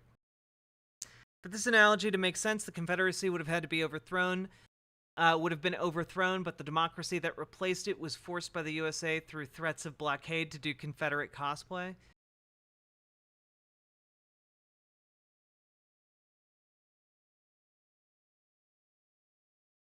Oh, genetic bomb, you're calling me Amy Schumer. I see.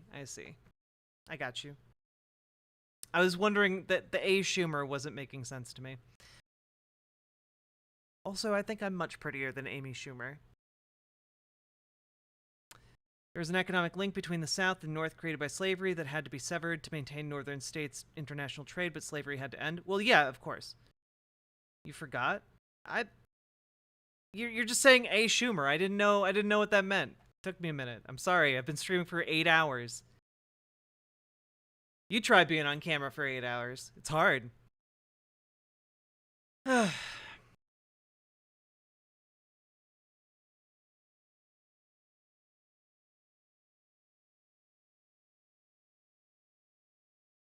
Maybe you should act as a moderator.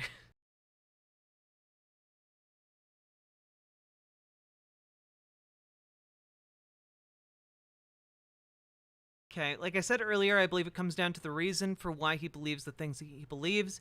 He doesn't believe what he believes because of leftist logic. He believes what he believes because of luck combined with contrarianism, with a leftist/tanky slant towards American bad brain. That's why he doesn't debate other people. A debate would require one to know how to actually argue one's beliefs, even when pushed against. I mean, I think he has been riddled with, like, you know, leftist tanky talking points. With a hefty dose of American diabolism. But I do think at his core, he does want to do good lefty things. I do think that is the case. And also, we all have a degree of moral luck in believing what we believe. You know, we've been born into the situations we were born into, we've done the things we've done, and we've arrived at these conclusions. And we could very easily have been born into different circumstances, so...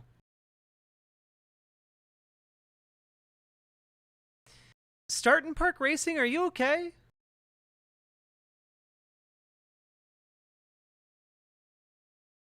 People need to stop valuing his opinion and get their own. True. They should get mine, because mine are correct.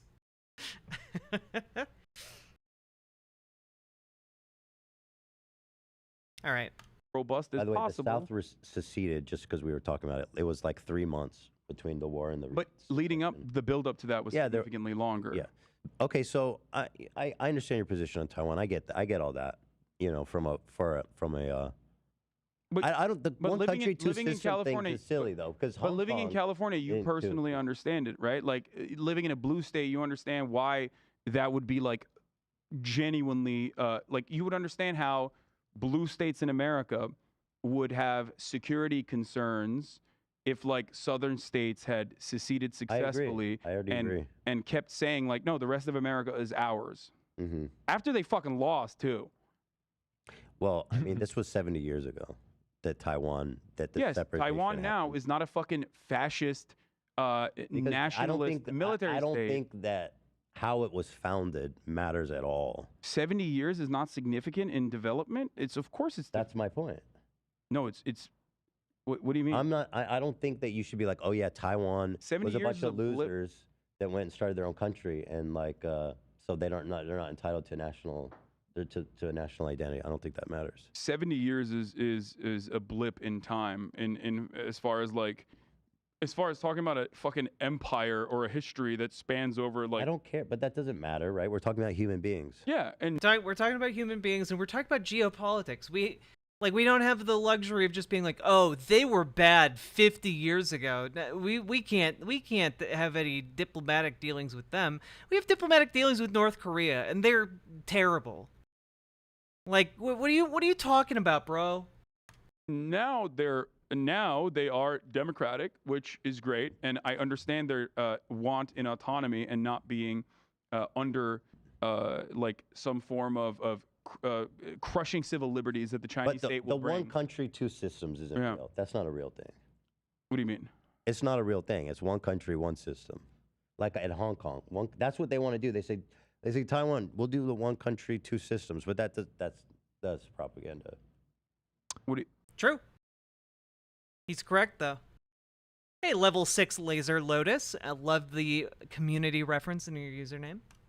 no, but that's the Good night, Dances with American policy, Disaster. which they did with China. They have Right. America said that they would not support an independent Taiwan and that Taiwan is a part of China. Well, the key there is just, never having Taiwan declare independence, huh? But internally, Taiwan still has. It's interesting that he leaves out the other bit where the United States has said they don't support an independent Taiwan. However, they also they also absolutely will come to Taiwan's defense if its autonomous activities are ever threatened. So I think he's leaving out a little bit of what the United States has communicated there. That's very interesting. Which you would know if you looked up the webpage on the U.S. relations with Taiwan.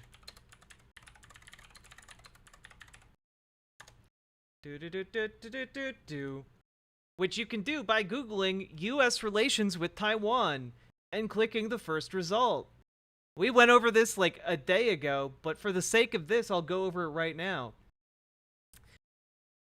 Through the American Institute in Taiwan, a non-governmental organization mandated by the Taiwan Relations Act to carry out the United States' unofficial relations with Taiwan, our cooperation with Taiwan continues to expand. Taiwan has become an important U.S. partner in trade and investment, health, semiconductor, and other critical supply chains, investment screening, science and technology, education, and advancing democratic values. The United States' approach to Taiwan has remained consistent across decades and administrations.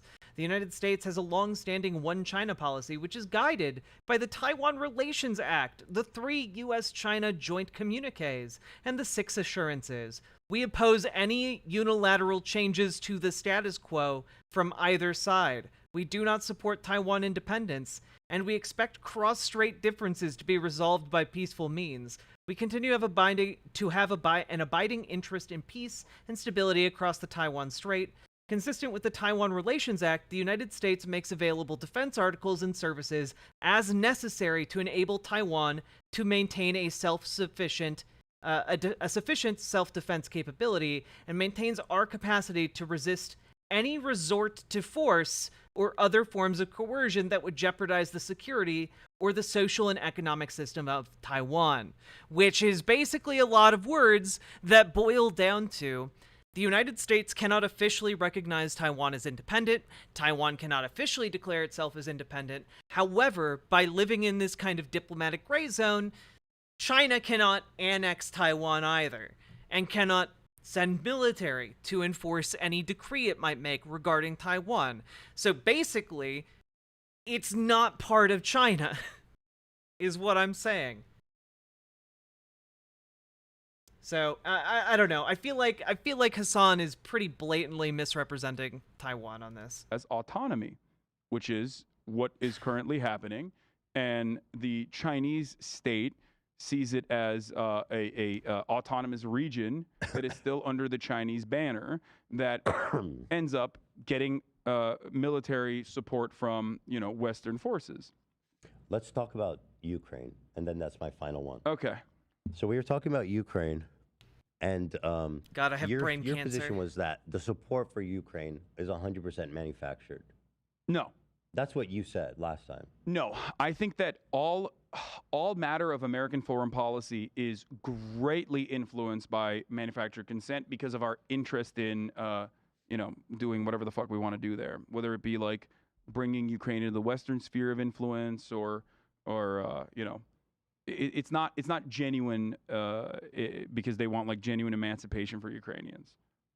So last time you guys compared it, you said, well, nobody gives a fuck about Georgia when that got invaded. Therefore, the fact that anyone cares about Ukraine feels like manufactured. It's not even just Georgia. But you guys know but you guys realize there's like a massive. I didn't know anything about the Georgian War. I learned about it. There's a huge difference. You guys understand? Well, that. I mean, the scale is. It was a 5-day war. Yeah, it was 5 They days expected Ukraine to versus- drop in 5 days, and if it did, we probably wouldn't be talking about it. Because That's true. That's true. so like what happened was Ukraine mounted this miraculous defense, and they've got Russia, a fascist country, on the back foot. And we all like when fascism. I don't think Russia is on the back foot. Yeah, people forget when Russia invaded Ukraine, people were really expecting Ukraine to fall within like a couple days, like within a week. It was expected to be kind of like just an absolute slaughter, I think it's just like extending the harm. Well, and only specifically because of like the air capabilities of Russia, which have absolutely not translated into domination. Well, the thing is, Ukraine has a decent sized standing army, but they don't have like the necessary air support really. But Russia hasn't been able to really anywhere maintain air superiority, and that absolutely changed the calculation. furthering we conflict. inflicted so much, and I stand with the Ukrainian people because I think Ukraine is a force for good in the world. They're on. Can I And I just think can I Russia's just a stop you force for a for second? bad. Because you said 100% manufacturer consent. Like That's what nothing you is said. nothing is genuine. I said 100% manufacturing consent is a like leading role in this. If you want to And amend the it, reason why that's no, fine. the reason why I take issue with this is because it's like stating like I don't give a fuck about Ukraine. Of course I give a fuck about people in Ukraine. I want the war and the bloodshed, the unnecessary bloodshed to end. Okay? My assessment on the situation might deviate from NATO like bloodthirsty NATO defenders or whatever you the feel fuck. like we shouldn't even be doing anything in Ukraine. No, I don't. We were told that because Russia was one of the largest military forces on Earth. Like again, God, what was it? What was it?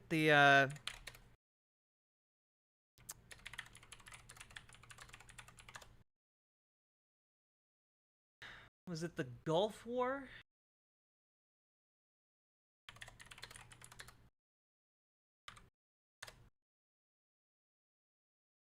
Yeah, it was expected to be something similar to the Gulf War. Yeah. Which lasted, from August of 1990 to February of 1991. When basically the United States just rolled in, kicked Iraq's ass, and then rolled out.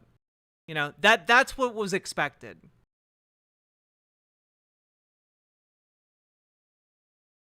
That did not happen. Nothing. No, I don't. I think you they don't Good night, think so. Oh, You no, think I we- think Hey, that, had her of hair. course there's a necessary intervention Yeah. that must happen. I'm not okay. saying that at all. I mean, I fucking raised hundreds of thousands of dollars for Ukrainian refugees. Like, I'm sorry, this is such a silly fucking thing that, like, not from you, but I hear so much from dipshits on. No one's saying America's benevolent or good. Why are we pretending to that like that's the thing that's being said here? I don't understand, chat. I don't understand. Line. Well, You let's just want to get fucking well, cut this propaganda. is good, so you can say exactly Suck my what you mean. dick. You know? So you do Fuck. believe that America's actions in Ukraine are the right I ones? covered it earlier. I think that Distron. America's actions to a certain degree in Ukraine is understandable. It's reasonable. It's certainly what the Ukrainian people want. But I think America's interest in Ukraine is not genuine. It's not genuine emancipation. It's more so a continuation of the bloodshed, Well, which who is cares in demonstrated Spain, not right? by me, but by American politicians like Chris Murphy, who have openly said on the record that for 5% of our military budget, we've been able to cripple a foreign adversary's military budget without a single American service member dying in the process. I would say that is profoundly successful. What are we doing in Ukraine? We're sending our refurbished old weapons and weapon systems to Ukraine. We have to replenish those weapon systems. It's a never-ending cycle. Okay, because the reason.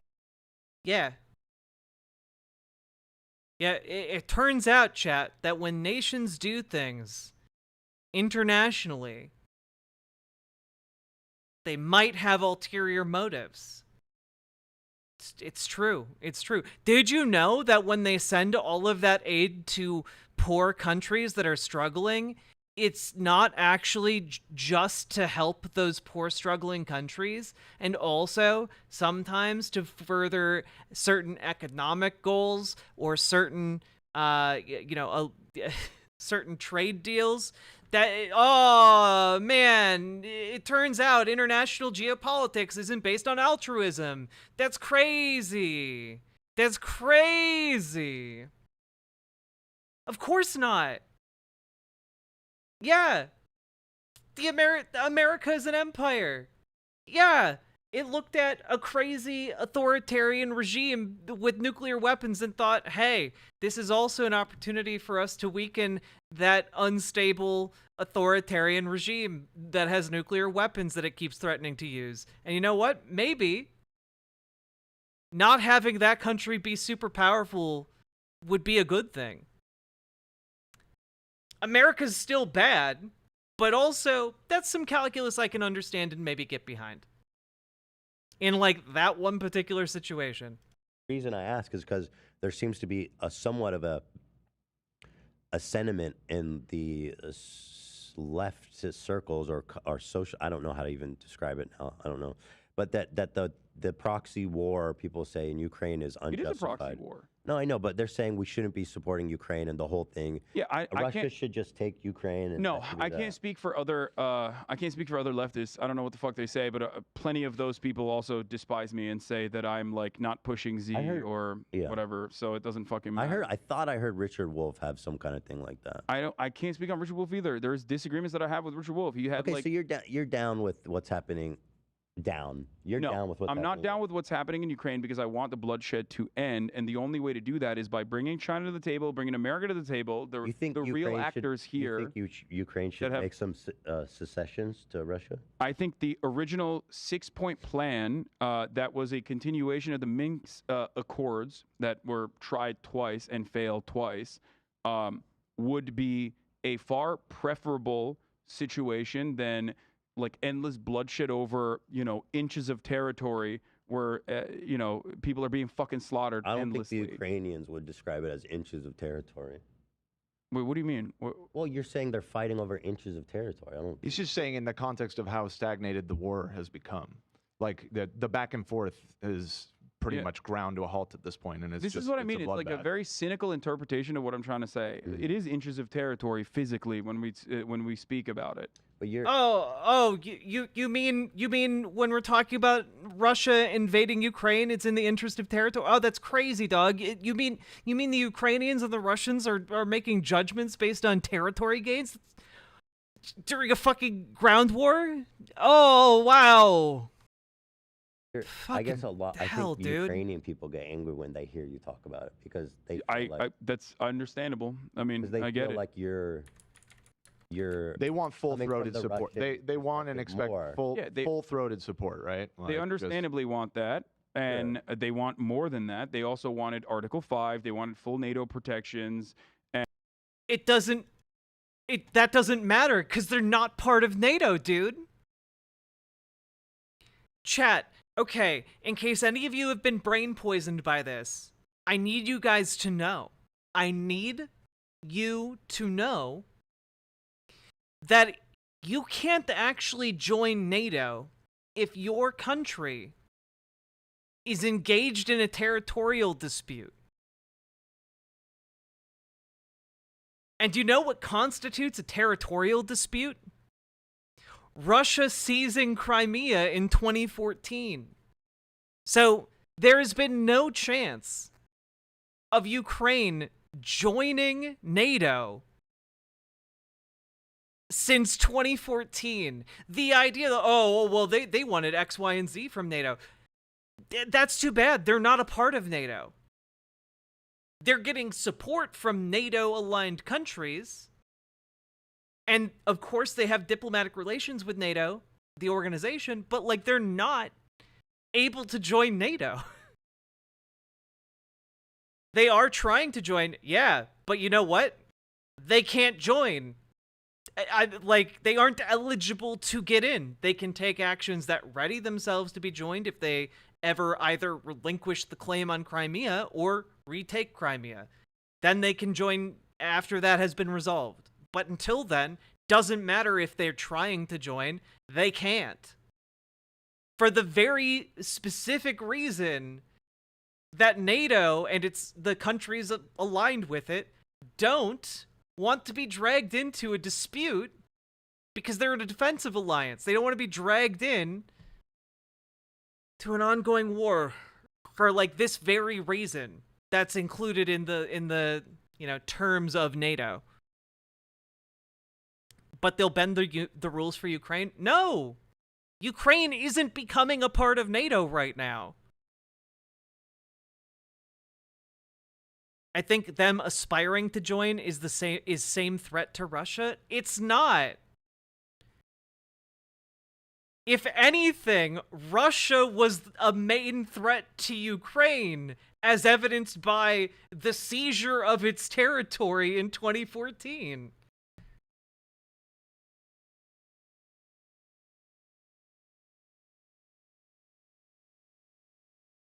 Man, dude. I can't. This is so frustrating.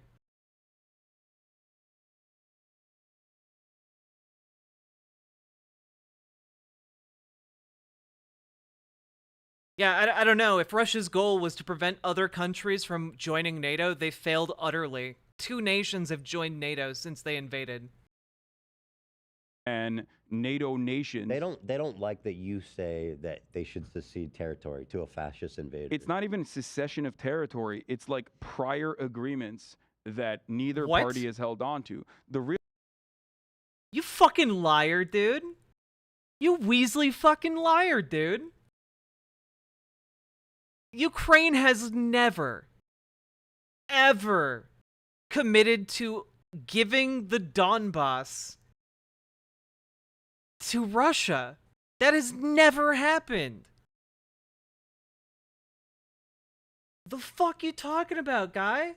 real Ukrainian criticism in this situation comes from people who say, well, Hasan, how can you say that when Russia has not held on to their obligations? And that is true. There's no agreement between Ukraine and Russia about limiting Ukraine's ability to govern the Donbass, or govern Crimea, or join NATO. There was no agreement. What are you talking about? Russia has not held on to their side of the bargain on the Minsk Accords, but neither has Ukraine. And my point is, ensuring that with an international I don't know cooperation anything about that accord. What is that? the Minsk Accords Yeah. The Minsk Accords don't apply. were, so this again goes deep into fucking history, and you can't always say like, oh, I don't know the history, so I don't know, and then repeat like mainstream media propaganda, you know? Well, I don't. Bro, that's really fucking rich coming from you after this 3-hour long conversation. This is crazy, dude. This is crazy, dude.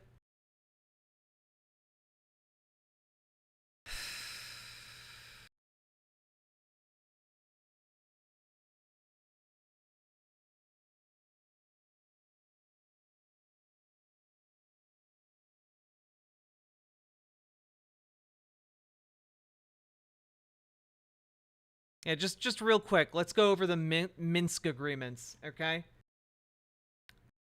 What are the Minsk agreements on the Ukraine conflict? This is from last year. All right, U.S. authorities have warned Russia not to invade Ukraine and urged both countries to return to a set of agreements designated to end a separatist war by Russian speakers in eastern Ukraine. Here's Minsk 1.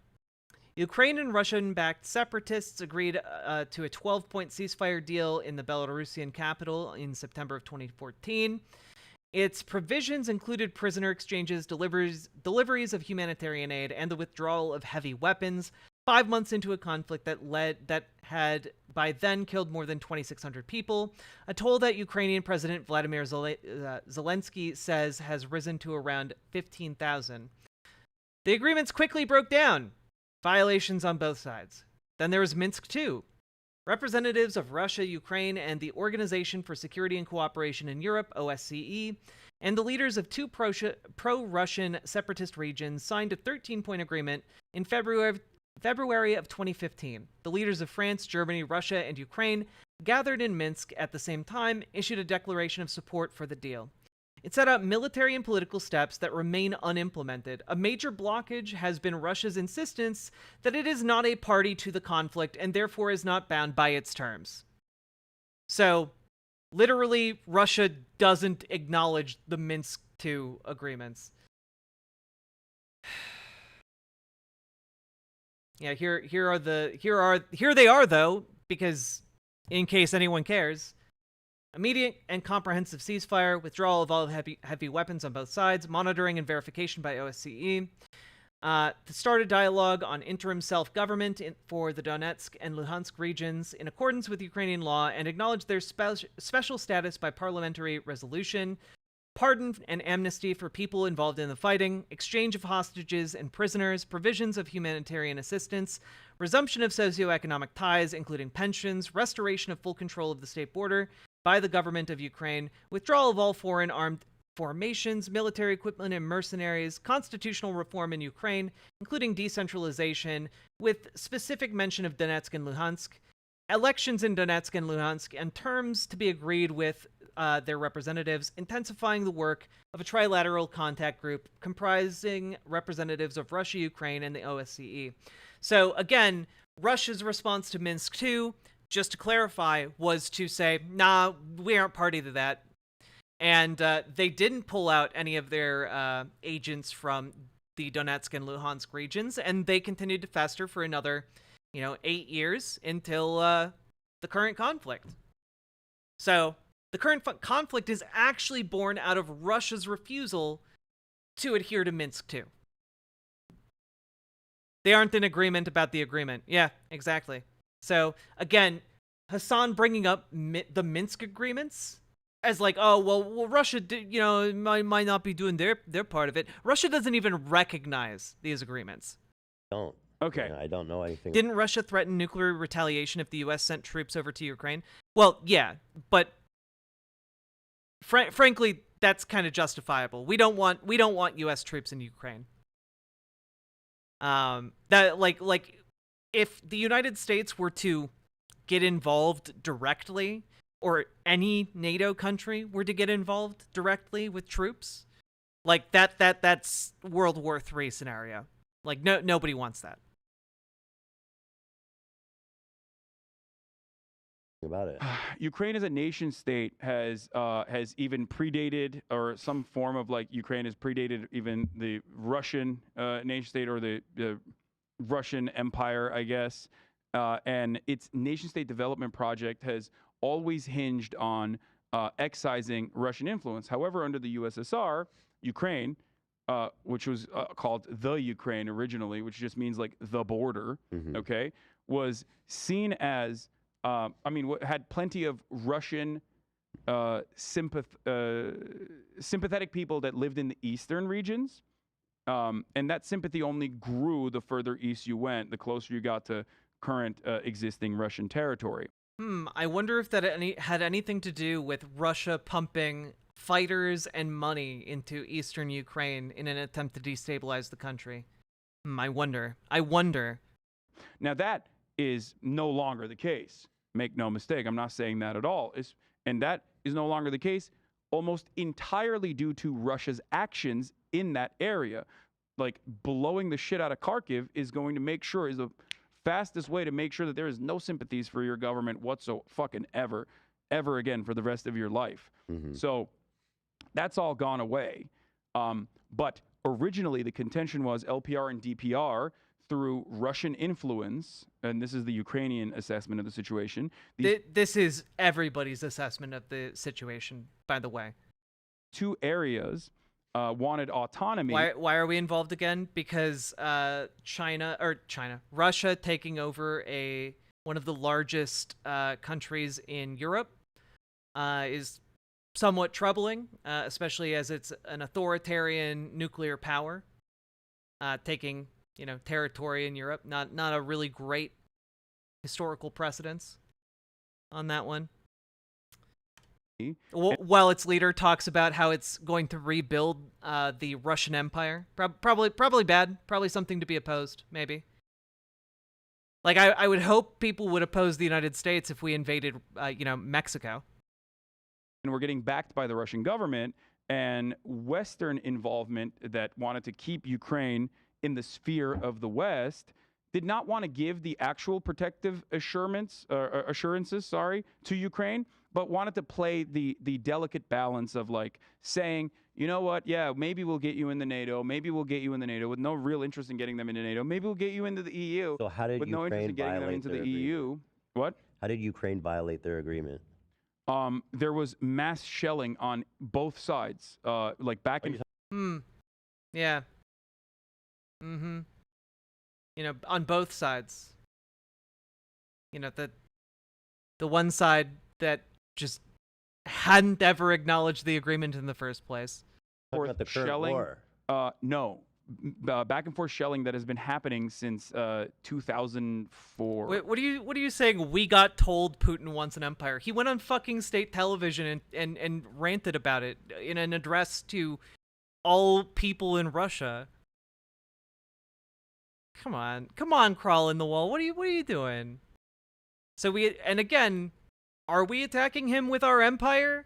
Because last I checked, Russians could just go home. They could just stop invading Ukraine. For fuck's sake, man. This is not an equal, like, oh, well, everything's fine here. We'll just sit here because both sides are bad. No, one side is very clearly the aggressor, and it's the side that's invading a fucking country. Jesus Christ, man. Like, there are complicated issues in geopolitics. This isn't one of them. Okay. So it's a With non-aggressive 13 or agreement? 14,000 people dying Okay, so I don't know anything in about totality.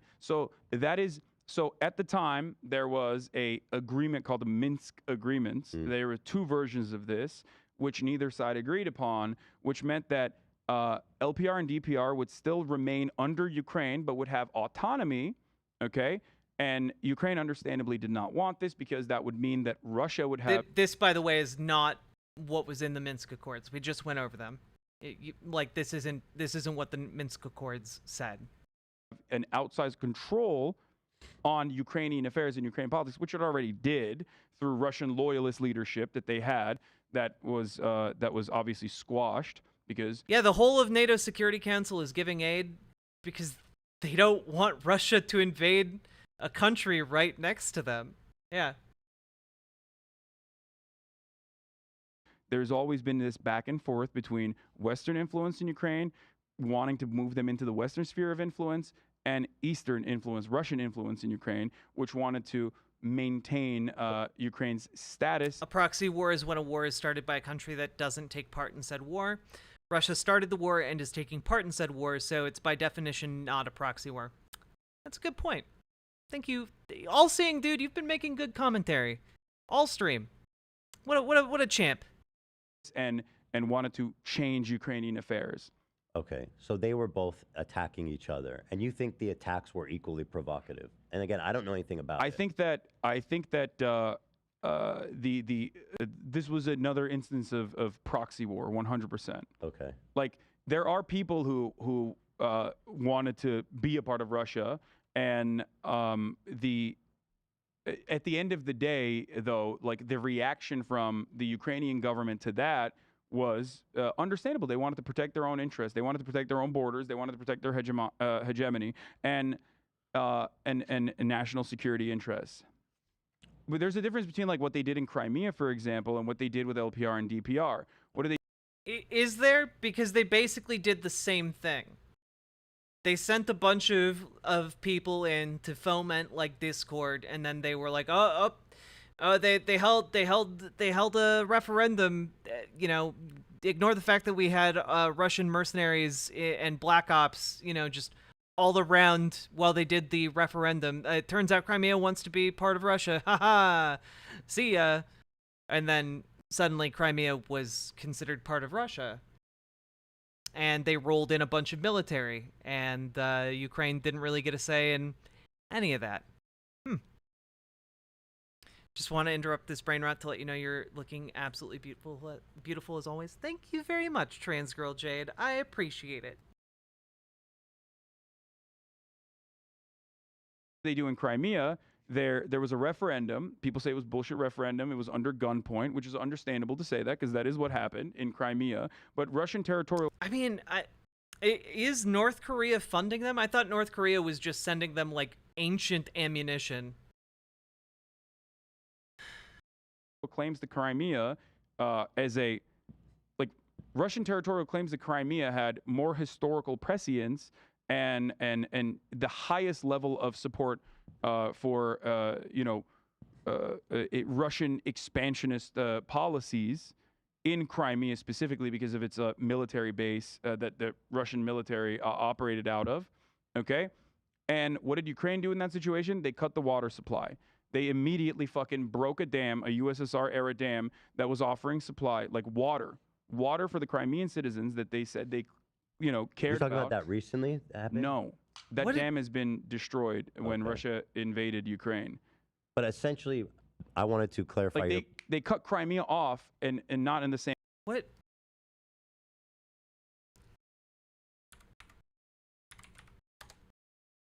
I'm sorry. I need to look at a map real quick.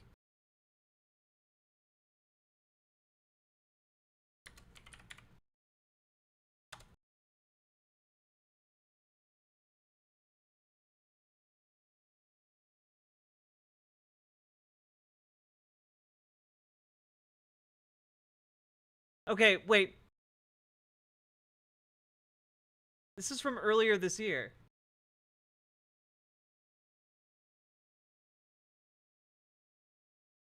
Yeah, no, this is the Kakovka Dam. Why did he say it wasn't the Kakovka Dam? Why did he say it wasn't that?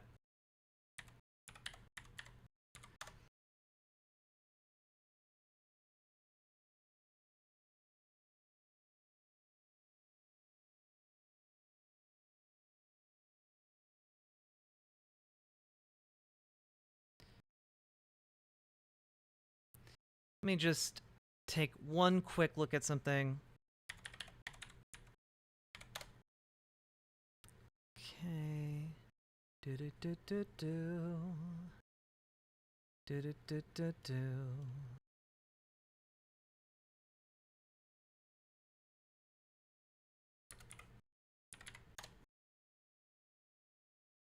Where is it? I don't want the Kakovka Reservoir. I want the Kakovka Dam. Like where did it used to be? Location. Dnieper River. Oh, come the fuck on. Why is this so hard?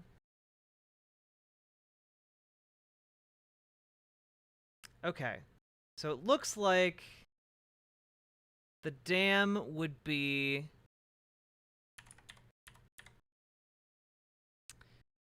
yeah, all right.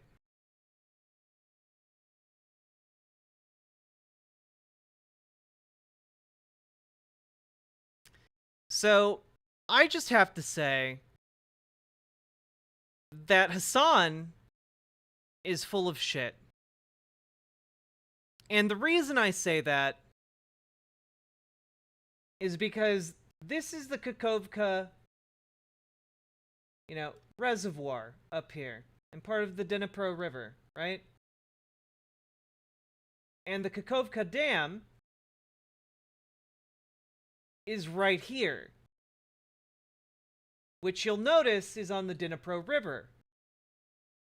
And you'll notice that doesn't go into fucking Crimea. That doesn't go here.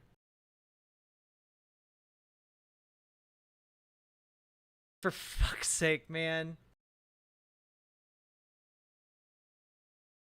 Like, oh, yeah. No, by the way, right? So Nikopol is right up here. And just a couple days ago, just yesterday actually, UN shocked by situation in Nikopol after Kakovka Dam disaster. The river in the area of the city of Nikopol has almost no water left after the Russians had blown up the Kakovka hydroelectric power plant dam. This is from a UN resident and humanitarian coordinator in Ukraine. Quote, I was in Nikopol last week on Monday, and what is absolutely shocking is that there's almost no water left in the river, she said. Brown noted that the water level there is extremely low, and access to clean water is a top priority for the people living in Nikopol. The UN and local authorities supply Nikopol residents with drinking water. There are 20 sites around the city in huge containers that are refilled 3 times a day. There are WhatsApp groups run by local organizations to inform people about the water supply. All in all, the UN and its partners have delivered food, water, funds, medical assistance, protection, and transport to the affected areas as part of the response to the Kakovka Dam explosion. Again, Ukraine didn't blow up the Kakovka Dam. And just as a just fucking sorry. I'm frustrated. I'm angry after all of this. But, we're going to take a quick look at this. You'll notice here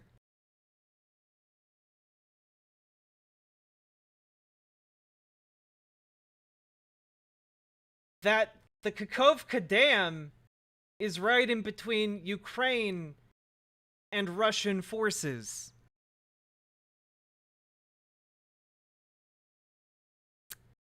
at least in territory that they control.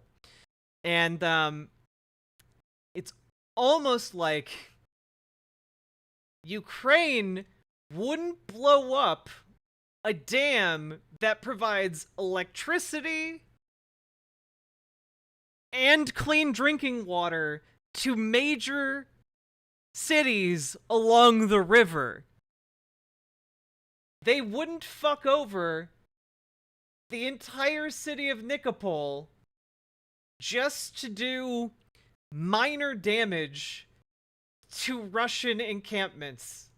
Okay? This is ridiculous. This is silliness. This is silliness right here.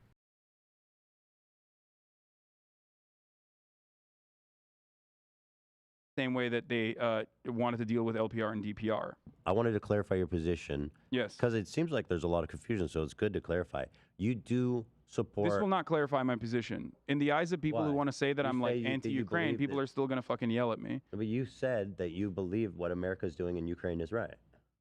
I believe that Ukraine has a right to emancipation. What America should do in Ukraine is offer security commitments and assurances, and you can only get that by arriving at a table where you don't fucking destroy the bargaining chips, and instead allow the original security commitments to continue. I don't know. There are no original security commitments that Russia agreed to. There are none. What are you talking about, sir? What you mean by that? You mean So at the table Ukrainian with Russia? envoys and Russian envoys got together in Antalya and put a 15-point security plan together as they were negotiating the terms of a You're saying ceasefire Ukraine agreement. And Russia, we need to get Is them. this the Minsk II agreement? Because Russia claims that it doesn't have to adhere to any of that. So your point is invalid. And I mean that it's not that easy, I would assume.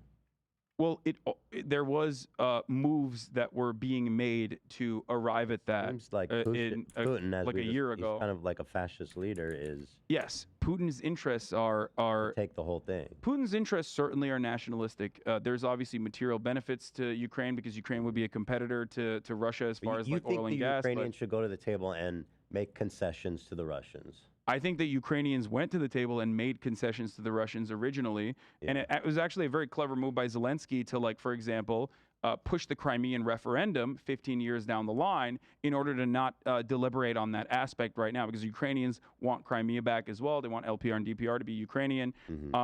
And Zelensky knew that that was going to be an impossible thing to deal with, because he's right now, on the one hand, you have Ukrainians with interest in emancipation, ridding the Russian scourge from their borders, and taking back all of their territory from Russia, which includes Crimea as well.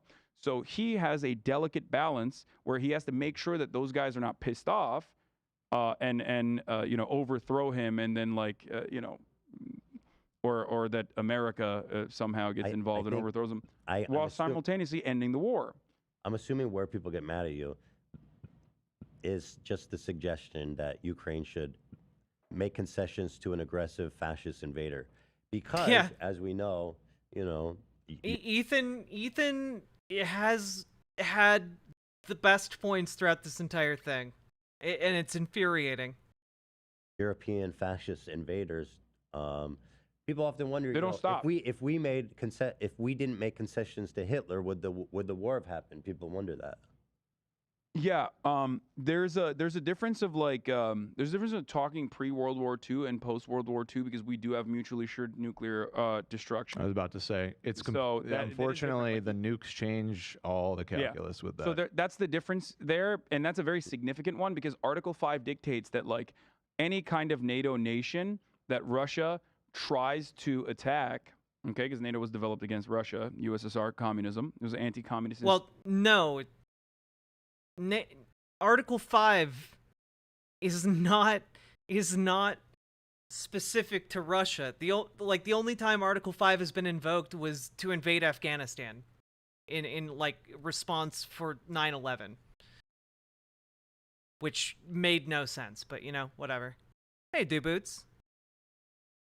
Institution in of itself immediately means that all other nations, according to Article 5, are drawn into war with a nuclear superpower like Russia.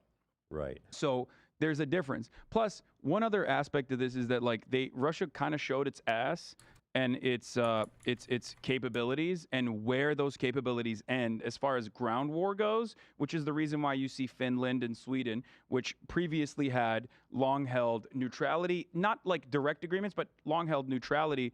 I wouldn't say treaties because it's not an official treaty, but just like didn't join NATO. An understanding. Immediately joined NATO. Why? Because they realized they don't have any fucking power. What are they going to do? Go to Finland? Get the fuck out of here. They can't take over Ukraine. They said it was going to be a day. They suck. They don't have the power.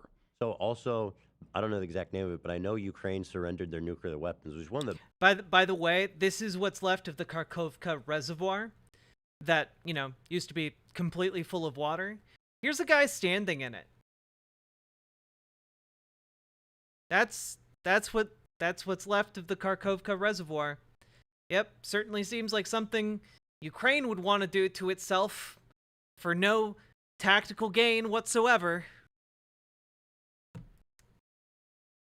Yep, totally makes sense. The best things you can hope. Worst things you could do. Never give up the nukes. But like in terms of like a humanistic, a political move, it's bad. But like as a humanistic thing, that's Yeah, I mean, obviously we should Some get say- rid of nukes. Yeah. Some say Ukraine had no way of utilizing those nukes because like the control mechanism was in the USSR, so in Moscow. But really. but you still shouldn't have given your nuclear stockpile. So your point is that they should never have done that. No. I think we'd Don't be you looking think- at a very different world if, for Ukrainians at least, if we didn't. With the benefit of hindsight, how could you say that? Yeah, I mean, honestly, in the modern day, like the case for denuclearization is pretty weak on a geopolitical level, unless you are in a defensive alliance like NATO, in which case, sure, denuclearize, it's fine. I mean, I don't think they would get invaded right now if they had nukes, right? I mean, Well, if you have nukes, you don't get it's just- invaded. That's I just get- kind of well, how it works. Anyway, we made a guarantee to them that you give up your nukes and we'll got your back. And so I do feel like that's a pretty important agreement to uphold. I mean, What? what? You're talking about American promises to Ukraine in exchange for They're surrendering their nukes. surrendering their nukes. Yeah, America never like actually followed through on any of their promises. America's still not following technically their promises of defending Ukraine. They're just giving Ukrainians weapons. Ukraine is currently sitting in a very unique position that I see happen in the same cycle of violence in the Middle East all the fucking time. America goes to a militant group and says, "Hey, we're going to give you weapons. You want autonomy, specifically Kurds, right?" You think Which every country have should have a nuclear bomb? I think every country. citizen- Yeah, no, they would. Oh man, that would the not so discreet wolf. That would actually be a great plot for a film at some point. Just like unleash the super weapon, and instead of like a nuclear weapon, they like summon the spirit of the White Death. That'd be pretty metal. That'd be pretty cool, actually. Citizen should in have this one. current. I think Every citizen of America. Yeah, That's Tim Pool's. I think That's in the Tim current Pool's position. formation, if you have a nation state, you have to have a fucking nuke. Otherwise, America will come and fuck you up. So you think every nation should have a nuclear I think program? either every nation has a nuke or none of them have it. And I would obviously want none of the nations to have it. But less which is is why I better. was in support of the Iranian denuclearization. The spirit of the White Death. Do you guys? Yeah. In World War II, there was a sniper called the White Death, who basically was. I think he was like a Finnish guy, who was just like, man, I really hate Nazis, and then he just like put on a snowsuit and like took a can of beans and then went out into the woods and basically made it his mission to single-handedly kill as many Nazis as he could. I think he wound up killing like 500 or 600 Nazis. It's pretty crazy. Agreement. I thought that was good, which, Donald Trump fucked up. Oops. I believe an individual citizen in this country has a right to own. Do you believe a every nuclear person should warhead. have a nuclear bomb? That's Yes. the socialist vision. Yeah, he also had half his face blown off by a grenade, so he's not the best looking dude, after the fact, but still, good on him. Yes, I think everyone should have a nuclear bomb. I mean, that's the only equality that we can really. Everyone should have a nuclear silo in their garage. So, okay, In short, sorry, not the Nazis. He went and fought the Russians. Yeah, sorry. Russia during World War II invaded Finland, and he wasn't super happy about that. So he went and decided he'd have a little target practice, and killed over 500 Soviet soldiers. Jesus Christ. Cassifel, thank you very much for the subscribing. How you doing? Pretty awful. Yeah, World War II was not a great time. Oh, is both Nazis and Russians? He used a rifle with an iron sight. Yeah, he wasn't like using like the most advanced stuff by any means.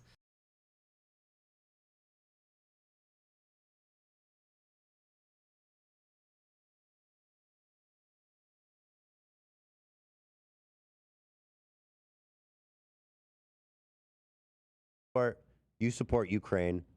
What the Allied powers are doing to support them is right. No, because America's interest in Ukraine is not one that is genuine. America. No geopolitical posturing is genuine. What the fuck are you talking? Oh man, I don't know. He said he likes me, but I don't know if he likes me for real. Maybe he's just saying that. Yeah, all countries are doing things for ulterior motives on a geopolitical scale. That's every country. That's every single goddamn country. Doesn't mean they can't do something good sometimes, even if they have an ulterior motive. America's interest in Ukraine is just I don't fucking care about withering. the interest. I don't No, but that's care about America's important interest. because- I'm asking.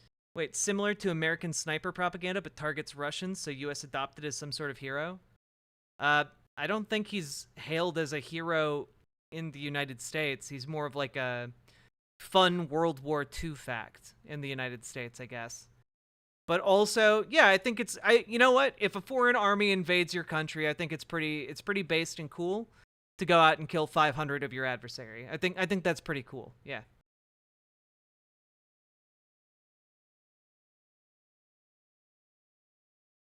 You know what? If there was a Viet Cong soldier who claimed to kill like 500 Americans, I think that's pretty cool too.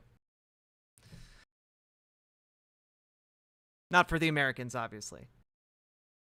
But you know, we did kind of have our ass beat in Vietnam.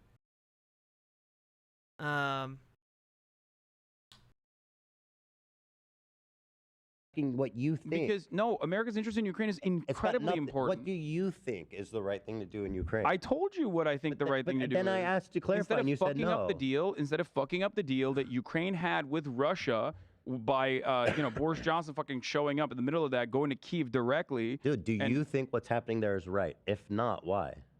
Do I think what's The happening? Allied You ask me a power. question, I answer it, and then you move on to something No, different. because I asked you. I'm telling you what I do want. that. Because you're just going like, oh, Boris Johnson ruined the only peace talk we've ever had. They're having peace talks every day, bro. They're entire branches of the government called diplomatic embassies that handle this shit. Goddamn. Allied powers is what they're doing there right. You said no, but I just got done having this whole conversation where you said yeah. I think what the Allied powers are doing, as far as giving weapons to Ukraine with no end in sight, because they see it as a great way to fucking What do you mean with no end in sight? It's been happening for a year. They're currently entrenched.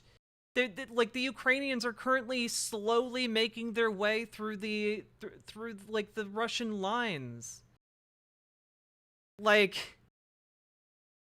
Ukraine has made it all the way in some places to the Russian trenches. What do you? I'm sorry. What did you want them to just Thanos snap the Russians out of the way? What are you talking about, bro? a great way to continue the harm done to a weak Russia that they can simultaneously claim is really fucking powerful is only going to continue this War happens all the time everywhere. It's not conspiratorial crawl in the wall. It's just a thing that happens. It's always good business. war rather than try to fucking implement security commitments. We don't need to be and get conspiratorial about a it.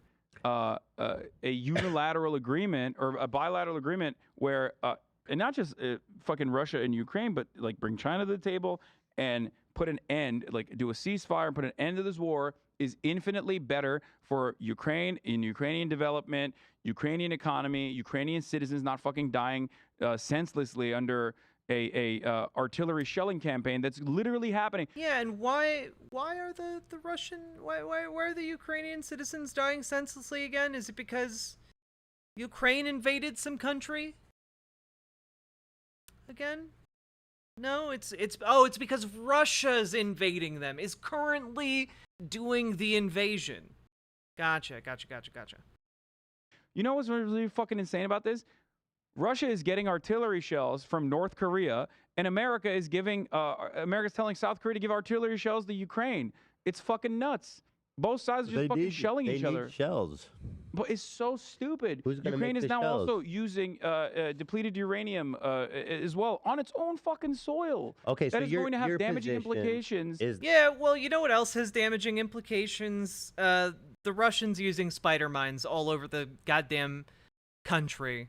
Like, to the extent that, like, it's going to be, like, 200 years and they're still going to be finding mines in Ukraine. It's currently the most mined country on Earth. For fuck's sake, man.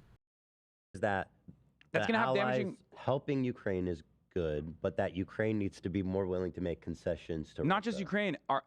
Allies need to be more willing to some in certain instances even push Ukraine to make understandable concessions. Like what? What do you want them to do? Because the last I checked at what the Russian demands were, it wasn't, oh, just give us Donbass. It was, oh, we want the unilateral surrender of Ukraine.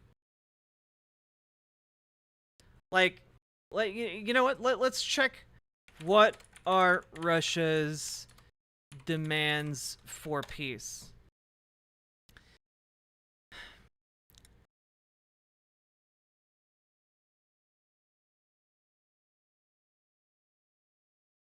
Okay, this is from... Well, we have a bunch of different demands. We have some from 2022. Do we have any from this year? Tools, anytime. Let's look at the past month.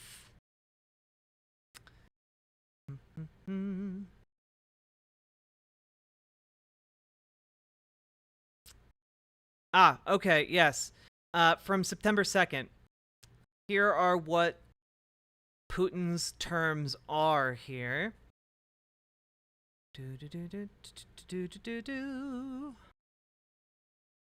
Find them here.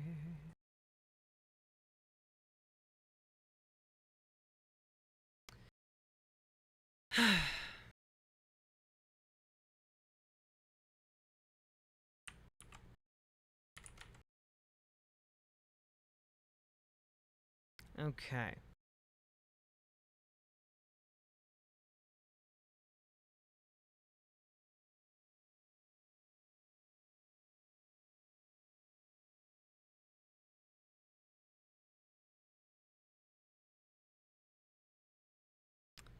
Let's see.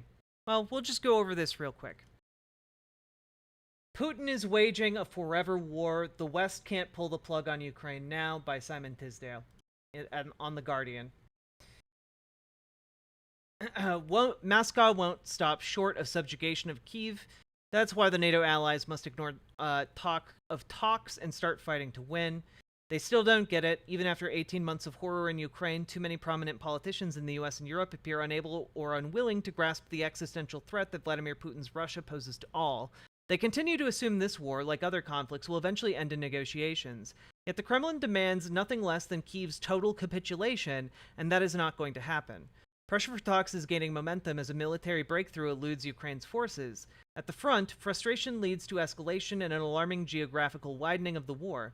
Last week, multiple drone attacks deep inside Russian territory violently dramatized this concern. Fear of nuclear confrontation, rising hunger in grain-starved poorer countries, and public war fatigue all fuel talk of talks. Nicolas Sarkozy, a former French president who should know better, is the latest to join the ranks of the most hard-right and hard-left French German, and Italian politicians who want to kiss and make up with Putin.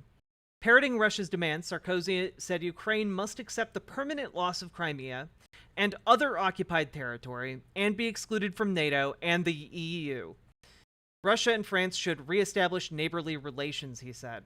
So again, what is being offered here is basically Ukraine completely surrendering its sovereignty and half of its territory. This is not a viable peace agreement. It is a deliberately it's a deliberate attempt to basically say we're going to keep invading you. It's specifically designed to be untenable, you know? Pressure in the U.S. to cut aid to Ukraine and force a peace settlement looks set to grow regardless of whether Joe Biden is reelected next year.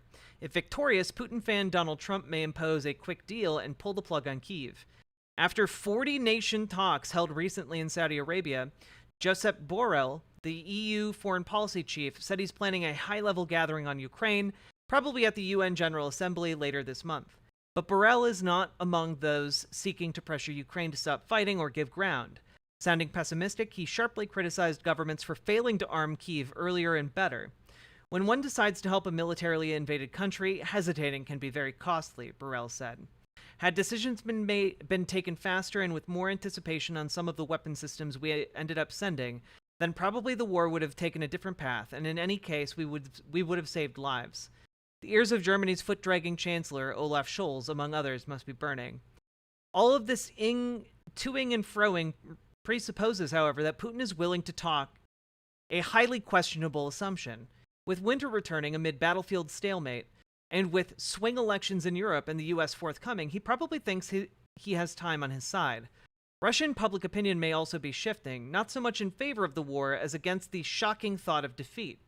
Recent polling cited by Carnegie analyst Tatiana Stanovaya found the Ukraine drone attacks may be rallying Russians behind the Kremlin. The attacks did not in any way increase public desire for peace talks or a Russian withdrawal, Stanovaya wrote. If anything, the country is becoming more committed to the fight out of a desperate concern for its very survival. It's even worse than that, suggested Brookings analyst Konstanz Stelzenmüller in a complacency-shattering new essay, The Return of the Enemy. The Kremlin has repeatedly made clear that only Ukraine's complete surrender is acceptable as the basis for a peace agreement, she wrote. The free democracies must now understand that they are dealing with a phenomenon they had believed to be historically obsolete, state rivals who see them as ideological enemies. In the age of convergence that followed the end of the Cold War, the idea of rival blocs fighting as mortal foes appeared redundant, Stellensmuller argued, but Putin and his ilk never accepted George H.W. Bush's New World Order. For Putin, the prosecution of a continuing anti-Western struggle is the war's wider context and purpose. Other factors render a meaningful peace process implausible. Any armistice freezing the status quo would reward Russian aggression, and most Ukrainians would rather perish first. A settlement lacking reparations or accountability for war crimes could never stick. Conceivably, Russia could be forced to conclude that the price of pursuing Ukraine's subjugation is unsustainably high by, for example, losing the support of key non-Western power like China, or if the so-called Global South turned away from it. But since neither scenario is likely, one stark conclusion appeared unavoidable. Helping Ukraine means helping it to win on the battlefield. Ending the war must be about ending Russia's imperial ambitions in this part of Europe, urged commentator Judy Dempsey. European governments cannot afford to accept the war in Ukraine as the new normal. They should rapidly increase military support to ensure Kyiv's victory. Yet Putin, implacable, impervious, homicidal, is not budging. Media frenzy over the Wagner mutiny showed just how frantic Western hopes that he will be toppled from within. But they were dashed. Now he's doubling down on his personal crusade, a geopolitical Russian renaissance, for which he will risk all. If a Ukrainian truce were somehow agreed, Putin would most likely treat it as a tactical pause, preceding his next onslaught. Western leaders, principally Biden, Emmanuel Macron, Scholz, and Rishi Sunak, must recognize this reality and finally start fighting to win. Here's what to do. Welcome Ukraine. No, this is fucking stupid. Welcome Ukraine into NATO and the EU without further delay. Offer security guarantees in safe sea lanes now, backed by NATO firepower, red lines, more arms, planes, and no-fly zones. Warn China, Iran, North Korea to back off, stop talking about talks, except there can be no peace with Russia until Russia unconditionally withdraws. Will the politicians get it at last? Let's hope so, because while Putin rules, there will be no quick way out, no middle path, no easily accessible diplomatic fudge. Ukraine must win, or we all lose. That's from September 2nd. So, yeah, no. NATO should by no means accept Ukraine into it until this is resolved. Yeah, no. Other than that, everything else was pretty much fundamentally correct, I believe. Russia does not want peace. Again, people who keep saying, oh, we need to pressure for peace, we need to pressure for peace. Sure, by all means, go for it. But I don't think we're going to get that from Putin, who has made it clear time and time again that really what they want is for Ukraine to fuck off and just surrender. Completely, utterly. Anything less than that is unacceptable.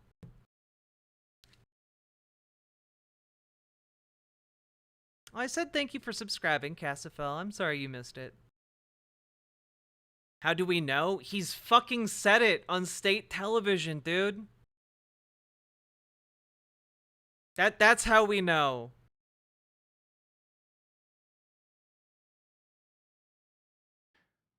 Because like the giving idea up land. What? Like giving up land. Not giving up land. No, it's not giving up land. But pushing a referendum 15 years into the future for Crimea is a really solid, middle of the ground approach that Zelensky's own team actually put forward, which I thought was great. Do you think Zelensky's a provocateur? No. What? Oh shit! I have a doctor's appointment. What the fuck? Wait. Oh, I'm just get out of asking there. because that's a position. Get out of there, bud. I'm not saying that you ever said that. What? You said it like I've said it. No. I was just getting your opinion on it. Just because I've heard people say that, and I was just doing it. I was just checking your opinion on it. No, What time is it at, Lena? It's at 2. That's my last part, though. Basically. No, I don't think Zelensky is a provocateur. What? Like a bad faith actor. No, I think Zelensky is certainly a self-interested politician who definitely wants emancipation. Self-interest, literally, yeah, meaning his. Well, anyway. Yeah, no, he wants Russia to no longer have control over Ukrainian territories, which is perfectly reasonable.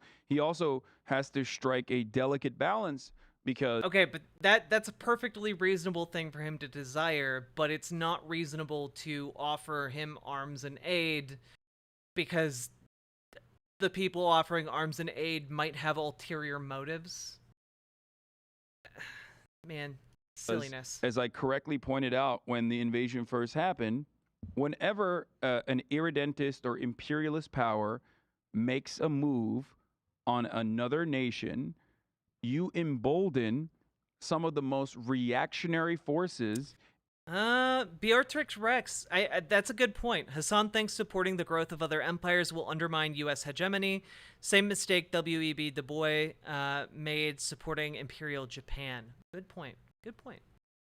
And they are seen as liberators because in that moment, they are the liberators. The ones who have the violent means to push back are going to be seen as protectors. That only grows nationalistic, hyper-nationalistic sentiment, and that is never productive. That is never good. That's not good for workers' rights. That's not good for future prospects of Ukraine. And I think that blowback, who knows what's going to happen, but is terrifying. I have to leave, bro. All right. But it's 1:30. I thank you for going so long. How long have we been going? No, you know who needs to leave? 3 hours. Vladimir Putin I agree. needs to leave. That's to leave brave. those people alone. Hey, Putin, I'm gonna leave say those people and alone. I know that's controversial, but he's got to leave. This is probably our longest episode, and we did it not even mentioning a single current event. We did mention that Rupert Murdoch died. That turned out to be misinformation that we were spreading. But no, I said, is he dead? And Oh, you said okay. no. He's not dead. Not yet. Ugh, too bad. Okay. Dude. We did it. My opinion of Hasan has dropped considerably. This was utterly painful and frustrating on a level that I can't fully articulate. I cannot believe you all stayed with me through that. I think that was actually that segment where we covered this was actually 6 hours long. Because I've now been streaming for 9 hours. And I think I started this segment on hour 3. This was insane. What a journey. We've all changed together. We've all grown. Yeah, the mask among us have beards. The feminine among us have emotions. And the sun is out, the birds are singing.